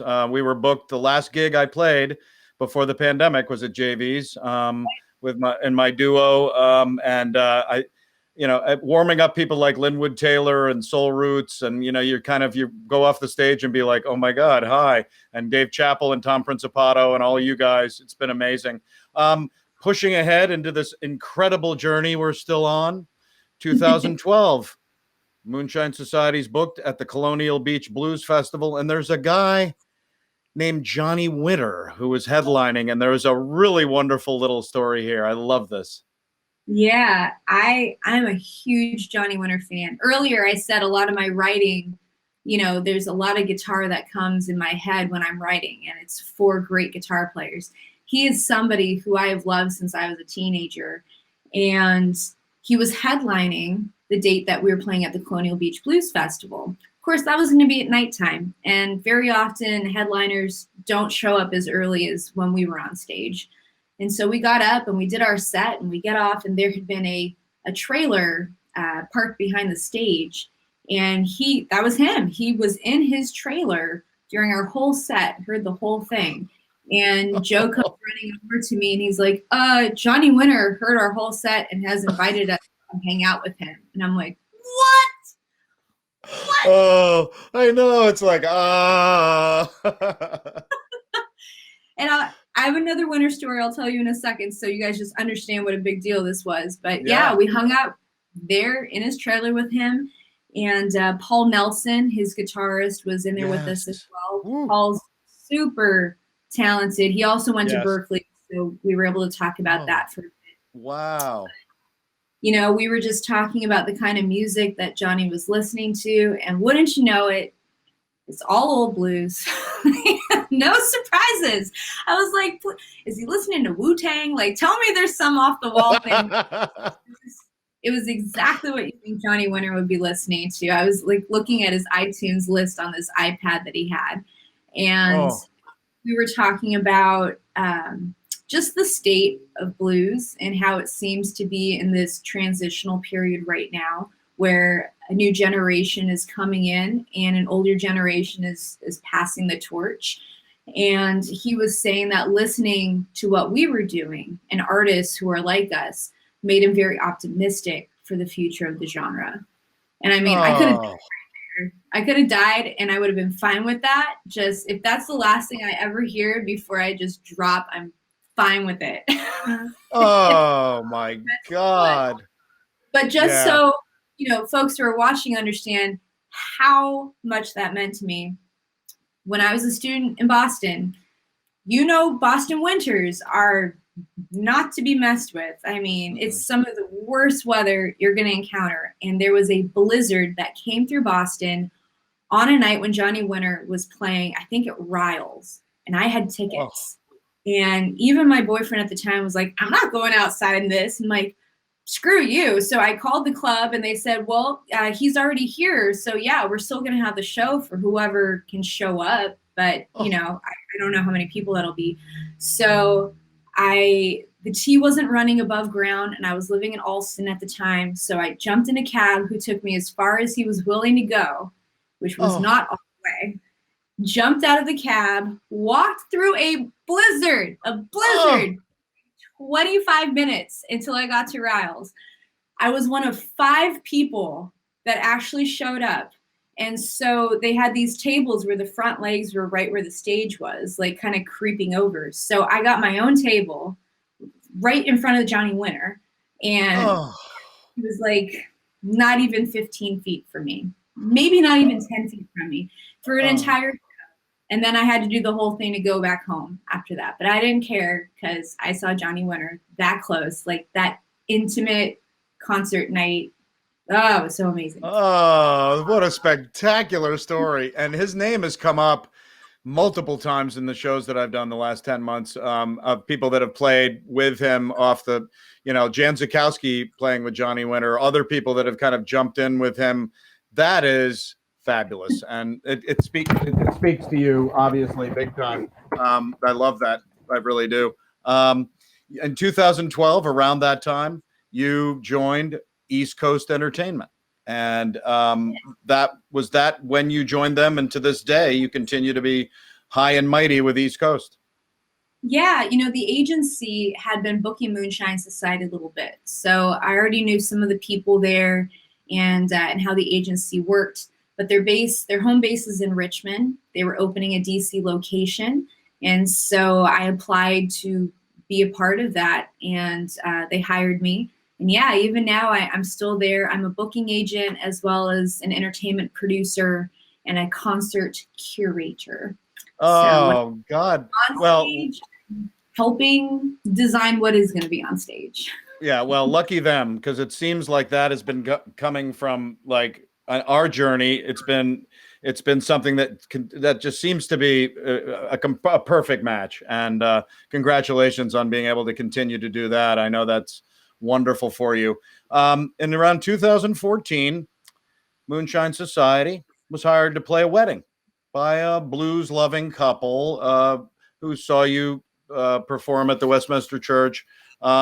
You really wanted a sax player, and so Chris Brown, your bassist, said, I got a guy that recently did a gig with named Ron Holloway. He called him up. Ron said yes. Boom. That was about 5 or 6 years ago, maybe 6 or 7 now that we're in 2021. But wow, I know Ron personally, know what he's done. asked him to do the show about 6 months ago, and he was like, Steve, I'd love to do it, but I'm going out and doing, I don't know what I'm doing, and I'm doing travel shows and drive-ins, and I'll be back in touch. And then every guest since then has mentioned him, and I'm like, Ron, you need to do this. But what an incredible bond you guys began there. And why did that seem to bond? I mean, not as he's a sweetheart and a virtuoso, but what kind of bonded you guys to take this to the next level beyond just a couple of gigs? Well, honestly, I never thought Ron would say yes when Chris said he was going to ask him. I'm like, wow. Why would he want to do a wedding with us? But he did, and he was amazing. And you know, Ron has this wonderful approach to music where he feels like it's a need. You know, people need music in their lives, and so he's not one of these artists that thinks that they're above a certain kind of gig. Mm-hmm. It's just a calling for him, and it's the full-time job he's had since he was a teenager, and he'll play any genre of music that's put in front of him. He just has a real love of it. So I think that in that way we see eye to eye, and that, you know, you don't turn down something just because you think it's beneath you. There is no such thing. It's a very necessary thing, especially now more than ever. You know, it's taken on a different meaning. But he's a joy to work with. And on stage, man, I've played with a number of saxophone players. Nobody's like Ron. You'll never find another sax player like Ron. Yeah, he's astounding. And as I said earlier on, the last time, two last times I saw him play were with the Moonshine Society before I think you guys joined and formed the Ron Holloway Band, or it might have been around that same time. And then I'm sitting in the DAR about 10th row, and I think I was with David Moran from the Hamilton and Michael Frome and a bunch of people from there, and we were watching them, and out walks Ron. And I'm like, really? Like, he's everywhere. So that is, I just love that. And it seems to kind of mesh into the world you were in. He had such incredible connections at the beginning of when you guys started kind of bonding. In fact, you were able to play the Peach Festival, the Peach Music Festival, right? And there was an incredible moment where he asked, and this was right when I guess the Ron Holloway Band part of this began. How did the Ron Holloway Band evolve out of Moonshine? Because I know you got Moonshine's full steam ahead, and then you have the Ron Holloway Band. What are the kind of idiosyncrasies between the two, and how does part of that mesh, and how does it work? Yeah, well, we had done enough shows as Moonshine Society with Ron as a special guest that he felt comfortable with Joe and Chris and myself. And I know that he had been thinking about putting together an iteration of the Ron Holloway Band for a little bit. And so he approached me one day and said, can I bring you guys in to do this with me? And I said, of course, you don't even have to ask. We would be thrilled to be a part of the Ron Holloway Band. And it did not take very long before we were at bigger festivals. For a lot of bands, it takes many years to do what we were doing just 6 months after we put it together. But that's a testament to who Ron is and how well respected and renowned he is. So second gig after Peach Music Festival, late night stage in Scranton. with the boys that he invites. I love when we were talking and you sent such wonderful notes, and we've been talking since, that he introduced you to this jam band scene, where he is definitely this royalty, which is an interesting thing. And again, you've been so wonderfully, and something I love about you is that you're so open to kind of listening to different music and taking it in and even trying it and singing it. Jam band's a whole nother ball game, yet the songs that come out of the jam bands are a lot of blues a lot of the time and a lot of rock and roll, and then they tend to they go off. This is I love this clip for 50 reasons. I've interviewed Derek Trucks 2 or 3 times. Derek and I have met and hung out. Susan, I love Tedeschi Trucks. I love Derek. I'm an Allman Brothers fan. This kind of just puts me all into a big, happy hug. This is from that Peach Music Festival, which I've been wanting to go for many years and have not gotten to a Peach yet. And I'm hoping in 2022, maybe I'll get out to the Peach. This is with where I guess, and again, you might be able to add to this, is that this was an early Ron Holloway band, and he was like, "Hey, Warren and Derek, you want to come play?" And they said, "Yeah," at like midnight, 11 o'clock on the Grove stage. Yeah, I mean, they're all such good friends. He was basically just, asking his buddies, like, "Hey, you want to sit in with my new project?" And they're like, "Okay." What? I know, like, what? Okay, you've been playing all day and you got probably a gig the next day and all this stuff. This is on so many levels wonderful. It also shows our amazing guest tonight, Jenny Langer. To me, and I've sung this song almost every gig since I started in my midlife rock band, cover band career 15 years ago. I've sung this amazing song by the band, but I love when you're belting out the last verse. It's wonderful. And I kind of tried to get Warren Haynes in there and Derek Trucks in there. I think Joe even does some playing. Here's a little bit from the Peach Music Festival of The Wait.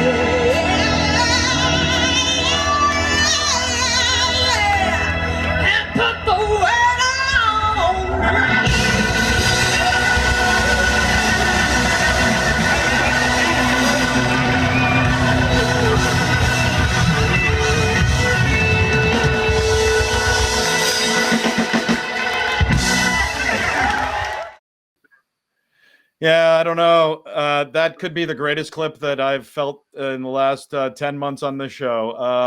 All of you doing it so well.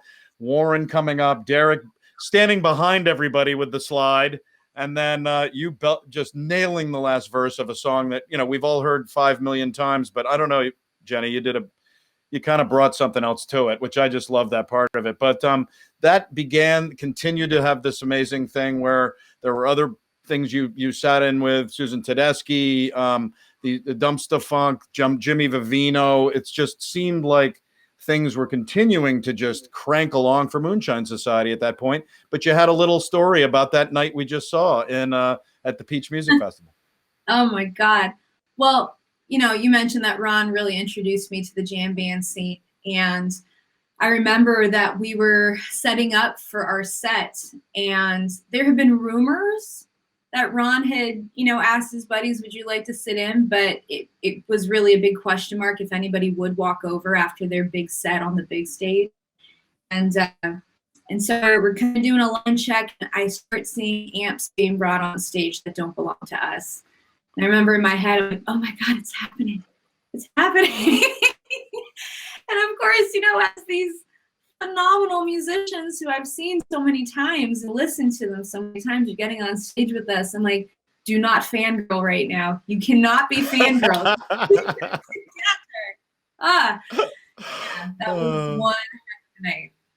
Oh, I love that. Yeah, you had to all of a sudden go, yeah, I'm not playing with you, so I am Jenny Langer here. But then you're like, hi. Yeah, that is spectacular. And again, Moonshine Society was cranking through. We've got a couple of things we're going to show in a few that actually speak to a little bit more of the Warren Haynes conglomeration, including a place that I live and relish at the Hamilton. But let's talk a little bit about 2015. In a nutshell, basically, you were diagnosed with cervical cancer, and they caught it early. Thank God. But that had to be an experience like it is for everybody that goes through that. How did that change anything that you kind of perceived in life? Did you just bang through it? How did it affect you? Yeah, I mean, I thought it was too young to have to worry about things like that. I am forever grateful to my doctor who insisted that when some test results that you just do to take care of yourself, when they came back looking a little funny, she insisted that we look closer at it. And I think that there's a number of doctors who would assume, you're too young, you don't have family history, you're fine. So I will forever be grateful for that. And within 6 months of being diagnosed, I had a procedure that removed the cancerous cells, and it's about 5 years now that I've been cancer-free, which is great. Of course, we keep an eye on it because that's what you do. But very, very lucky that it all happened like that. But, when something like that happens to you, you start to think about what's important to you. And I would almost akin it to what's happened over the last year with, COVID. It's been a traumatic year for a lot of people. And I'm sure a lot of folks have started to put things into perspective. Why was I doing this, and why was it such a big focus of mine when it's not fulfilling me anymore, for example? Or, for me in my situation, I realized that I was being complacent about things in my life that were not working for me, because I was assuming that at some point they would just work themselves out. And going through that diagnosis and then the procedure, I came to this point mentally where I said, I'm not going to wait for shit. I'm not going to wait for anything. If I want things to happen, I got to do it myself. If I'm unhappy with something, I'm going to cut it out of my life, and we're just going to proceed, because you don't know how much time you have, right? So you can't waste it on things that don't serve you or aren't good for you. Yeah. So I started taking my songwriting more seriously. Things changed for me personally. We had talked a little bit in the emails, but it was through that I realized that my marriage for me wasn't working. And making changes there too. I don't regret those changes though, because it's brought me to where I am now. And that's all you can really focus on. Yeah, absolutely. That's a huge, that's a big deal to go through that kind of stressful, unbelievably stressful period of your life, and also have your marriage go. But you know what?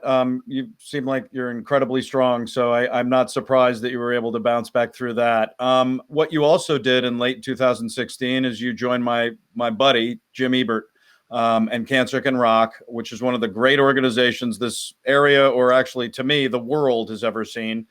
We've done 2 shows. We've got one booked in the end of March. And what an incredible experience that had to be. And in fact, in the last show that I did with Jim and 2 or 3 of his musicians, the Dusk Whales, who are so amazing, James Bean, some amazing people, we showed, I show a video every time, and we showed part of this video.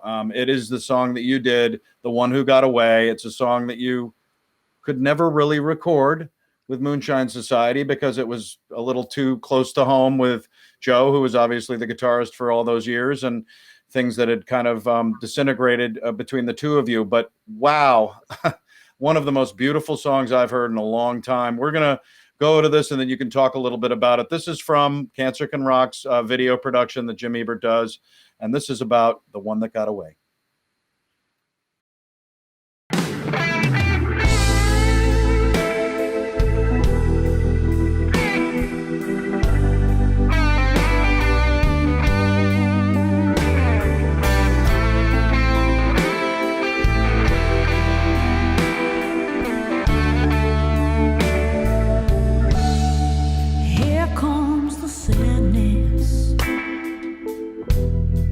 Here comes my pain.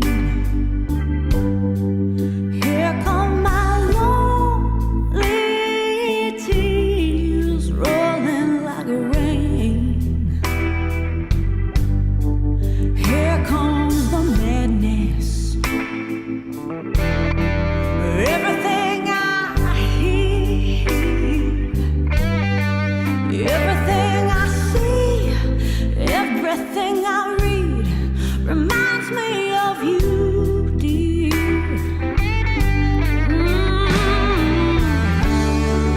But it doesn't have to be this hard, and I just can't stay, no. So I should let you break my heart, and I'll be the one who got away. Should've known it right from the start. Should've known it would end this way.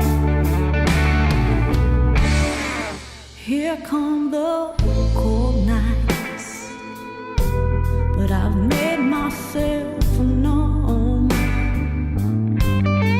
Just one more pull of whiskey rolls down my tongue. Here comes the quaking. The walls tumble down. They say that love heals it all, but I guess we found out. Oh, yeah. It doesn't have to be this hard, no. And I just can't stay, no. So I should let you break my heart, and I'll be the one who got away. Should've known it right from the start. Should've known it would end this way.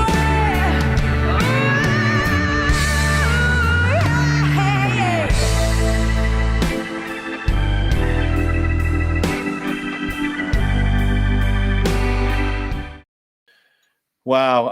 You know, the circumstances aside from what was going on there, which is that's the thing with his videos and the way he produces them with everybody who kind of comes in there, is that it's spectacular music no matter what the circumstance. And then if you think about what you were going through, was that a period where you were you coming out of the cancer? Were you in the middle of it? Where were you during that? I was post-surgery, but I was mid-divorce.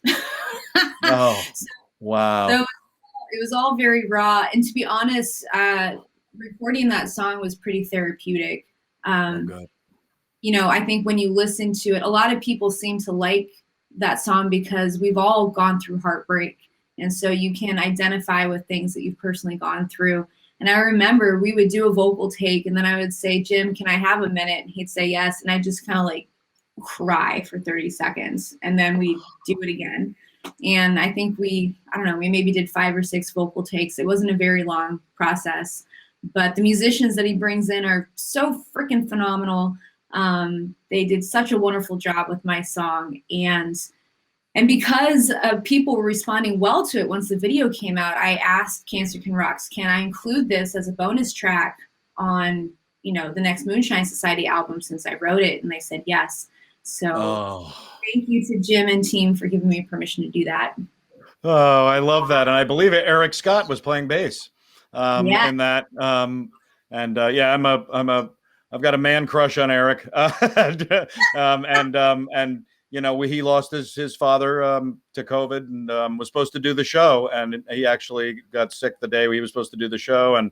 But Eric is spectacular. I love seeing him in that video. But God, Jenny, what a beautiful, beautiful moment. 2017 hit. Jason Ricci was part of your environment here and kind of, again, gave you a little bit. Talk a little bit about Jason. Yeah, well, I discovered Jason and his music because of Johnny Winter and listening to his albums. And Jason was a special guest on an album of Johnny's that wound up winning a Grammy Award. And I think he only played on one track. But I remember hearing it, I'm like, who is this person? And looking him up on the internet, and I was a fan instantly. Jason was picked up by Ellersole Records out of the Richmond, Virginia area.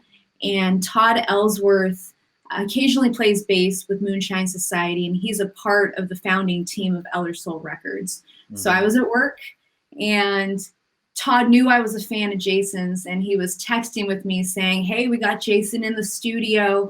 And I said, oh my God, tell Mooncat, that's his nickname, tell Mooncat I'll give him free backup vocals. And I was I didn't think they'd take me seriously. And then Todd replies, Mooncat says come down. And I basically got up and I'm like, gotta go. And I just drove 2 hours. Wow. Met up with them. They had me do backup on 3 or 4 tracks on his Approved by Snakes album. And Jason's a trip. He's so freaking talented. And he would return the favor a couple of years later, and you guys would mesh on Sweet Thing. At that time, for Moonshine Society, and the Ron Holloway Band, almost more so in terms of some of these kind of swath of performances. We've got a couple that you guys are going to love. One that I love, and it's an event that I've wanted to get to for many, many years and haven't been able to, and wanted to go last year, and nobody could go to it. And obviously it was going to be a little while. The New Orleans Jazz Fest. This is in May of 2017. Any anecdotes, Jenny, about going to the New Orleans Jazz Fest and playing in 2017? I think I ate my way through New Orleans on that trip. Oh, God. It's been photographed many times, and people love this dress. It says, you will never own me. But it's also a very tight dress. And I remember being really worried that day. So I'm like, I think I must have gained 5 pounds in the 48 hours that I've been in New Orleans. I hope this is going to look okay. Oh, God, that is hilarious. Well, this is wonderful. This is Jenny belting it out just fabulously. And this is the Ron Holloway Band, the New Orleans Jazz Fest. Compared to what?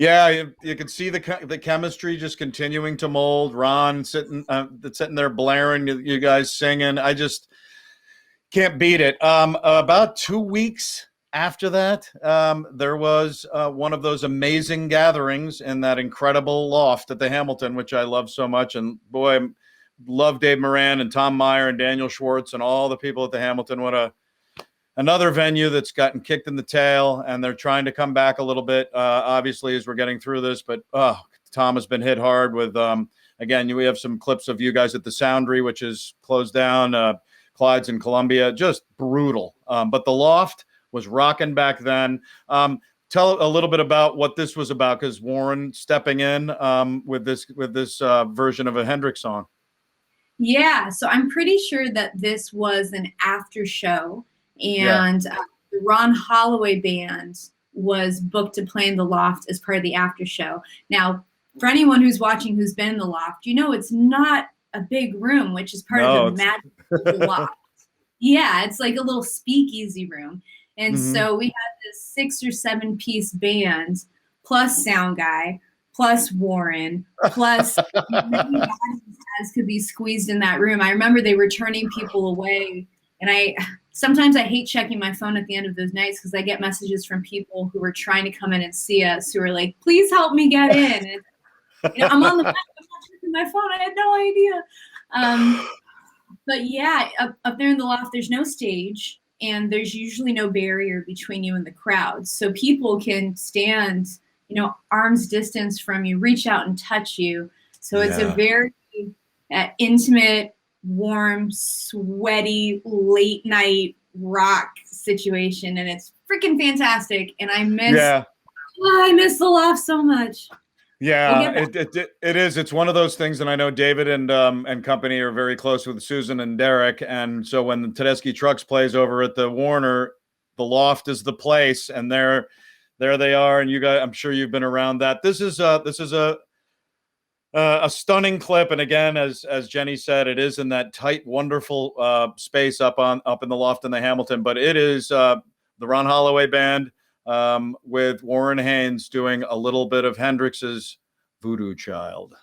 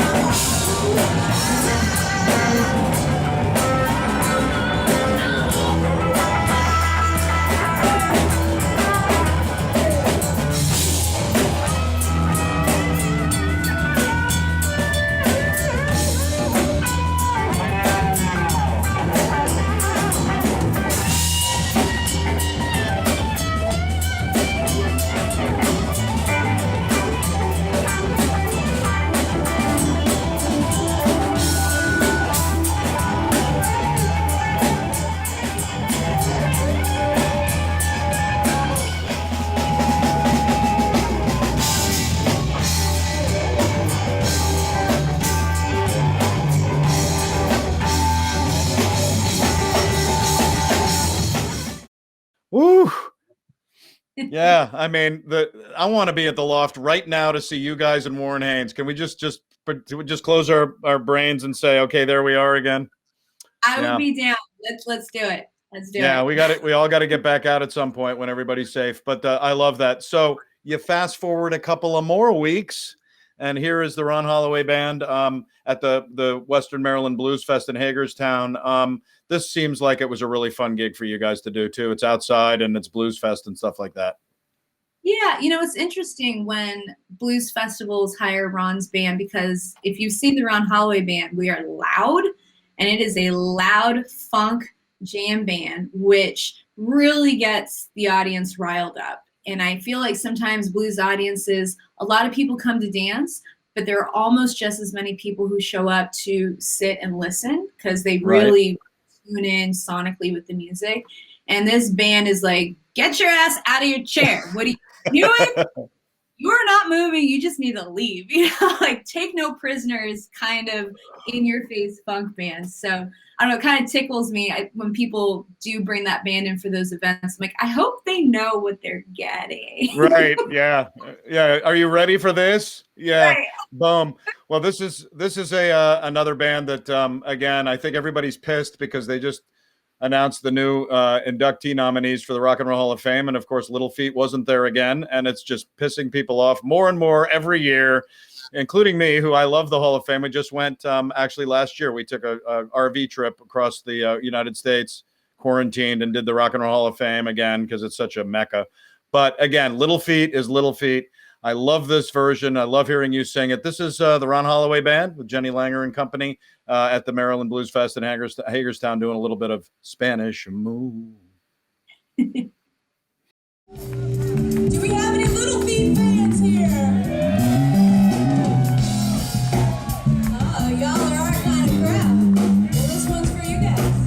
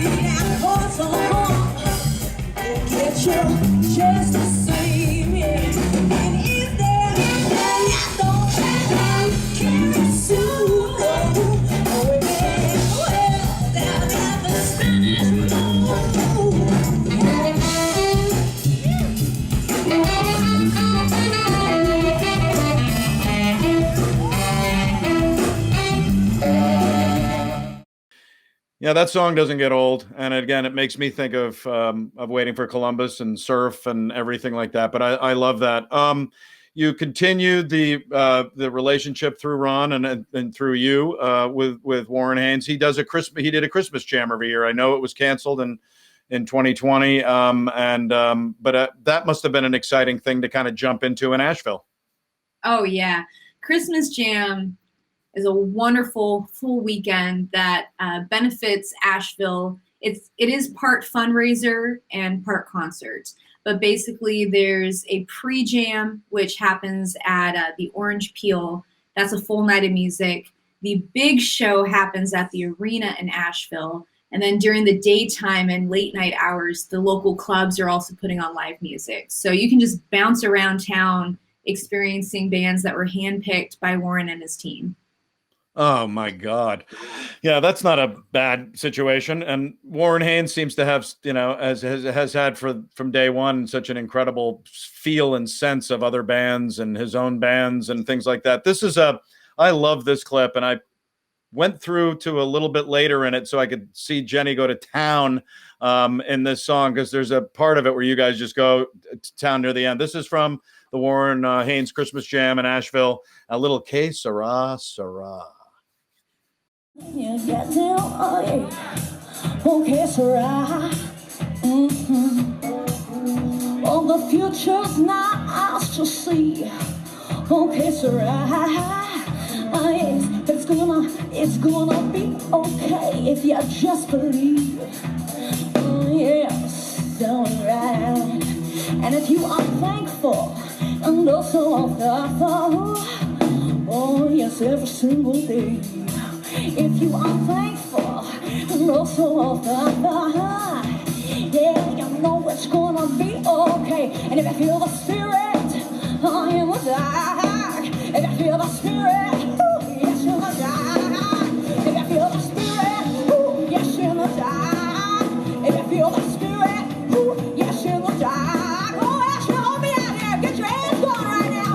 Dark. If you feel the spirit, oh, yes, in the dark. If you feel the spirit, oh, in the dark. If you feel the spirit, oh, in the dark. If you are thankful, oh, yeah, thankful, oh, yeah, thankful, oh, yeah, thankful, oh, yeah,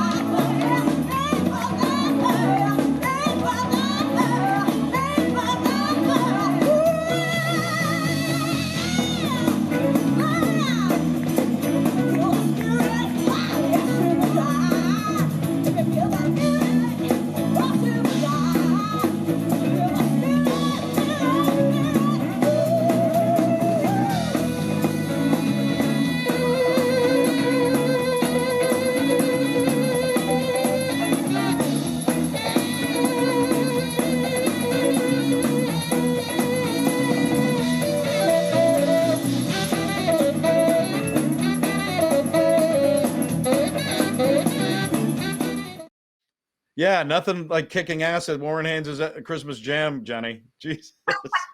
I love that. I had to show that part. There's so many Yeah. people that know that song because of Doris Day's version. Yeah. And of course, Right. Sly and the Family Stone covered it. But when we, Right. they think that we're jumping into a Doris Day song, and they're like, what? Yeah. But Yeah, whatever will be, will be. And it's like, no, I don't think so. That's why I love showing the end of it when you guys were just kicking ass. 2019 came prior to this last year of insanity, and Sweet Thing was released. Seems like Sweet Thing was a real thing for you, a sweet thing for you, and all of Moonshine Society, right? It's just it's gotten accolades. It seemed to kind of cover what you want to do. You wrote the majority of the tunes with some collaboration, obviously, from your bandmates. Feels really good, I bet still. It feels great. I mean, like we said earlier, the changes that happened with my health, and I was in a headspace of I'm not going to wait anymore. That was why I moved forward with this album. And honestly, it was done a little haphazardly, but it came out how I heard most of it in my head. But there were times when I was booking the studio time just to have a deadline by which I needed to write a kick-ass song by. And it would be the night before. Come On Home, which is on that album, is one of them. Whereas the night before, I'm like, I better write a bridge. I need to finish this song. And the guys would show up in the studio, and they had no idea what we'd be recording. And I would have skeleton lead sheets, and we would play through it, and it would sound great. So I'm happy that what was happening up here was able to come out, and they were able to just mold it so well. I mean, the album, I couldn't be happier with how it came out. Oh, I'm so glad. And again, what a neat thing to have sitting before the pandemic, and then you've got a lot in your back pocket. I can tell. We'll talk about in a second. But well, let's go back to the album release party at the amazing Soundry in Columbia for a little Southern Road.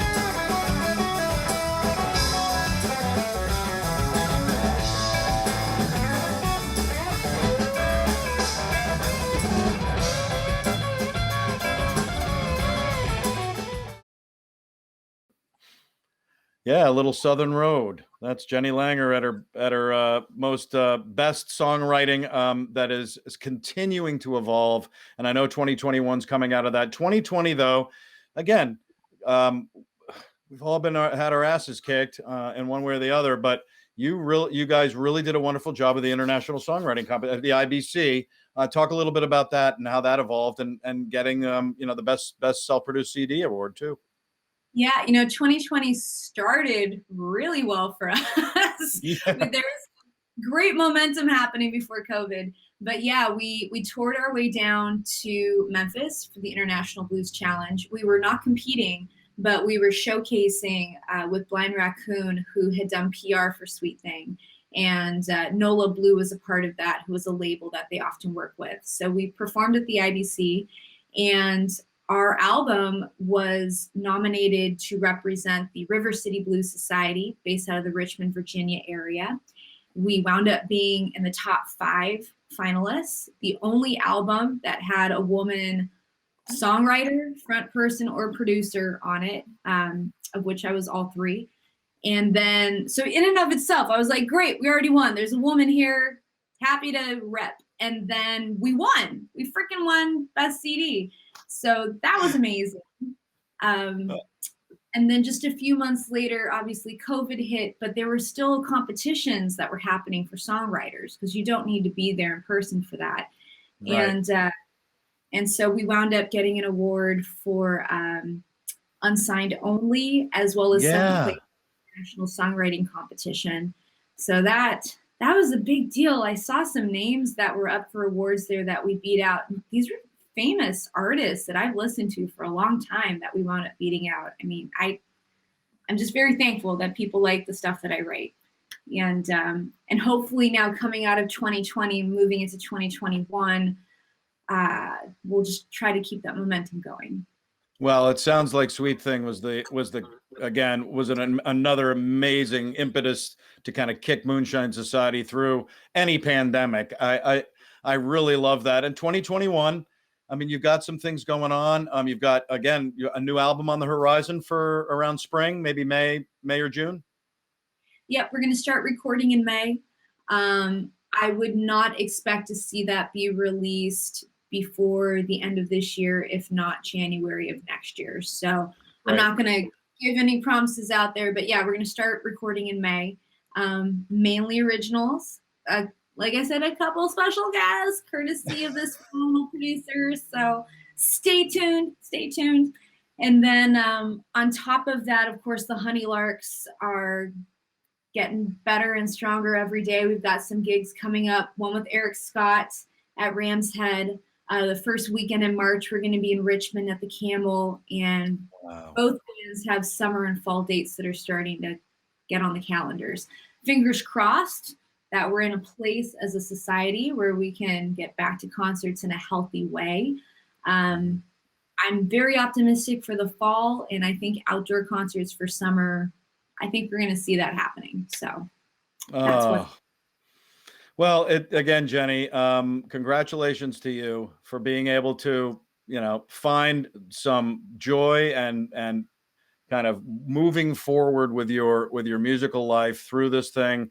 And it sounds like, again, the momentum coming into this thing has not completely stalled at all. You guys, got a kick in the tail, but now it's going to come out of this well. I can't thank you enough for this last journey. This when I wanted to have you on, I knew that I'd be getting somebody special, but again, you've exceeded all expectations of this amazing journey. I hope you've had an enjoyable time. A lot of people are like, "Wow, I've gone back that far." But again, I thank you so much for taking the time. Well, again, you're going to make me turn the color of your shirt. Thank you for having me. This is fun. I loved hanging out with you. Well, I'm so glad. And again, it gives everybody a chance to kind of do something else, although virtual, we're at least kind of delving back into life and stuff like that. But again, I've got Moonshine Society and the Honey Larks and you right in my radar going forward. So let's keep in close touch. And thanks again for living on music with us tonight. Thank you. Have a good one. Appreciate you. Every time I take a ride, I'm telling you, I'm amazed. I knew Jenny Langer would have a great ride, but I never anticipated that. It was just incredible. Jenny, thanks so much. Wish we could toast a little whiskey in person, and we hopefully be able to, all of us, at some point down the line and talk in person. But that is an incredible ride with Jenny Langer. Support Moonshine Society. .com, support the Honey Larks and all of her bands, as I ask everybody to do with everybody that I have in the show. And Jenny, I will be seeing you hopefully soon. Coming up on Living on Music this Monday, get ready, folks. Jeff Kazee, probably best known for his work as band leader and keyboardist and producer for Southside Johnny and the Asbury Jukes, but what a unbelievable musician across the board. Pianist, vocalist with the early Elton Trio.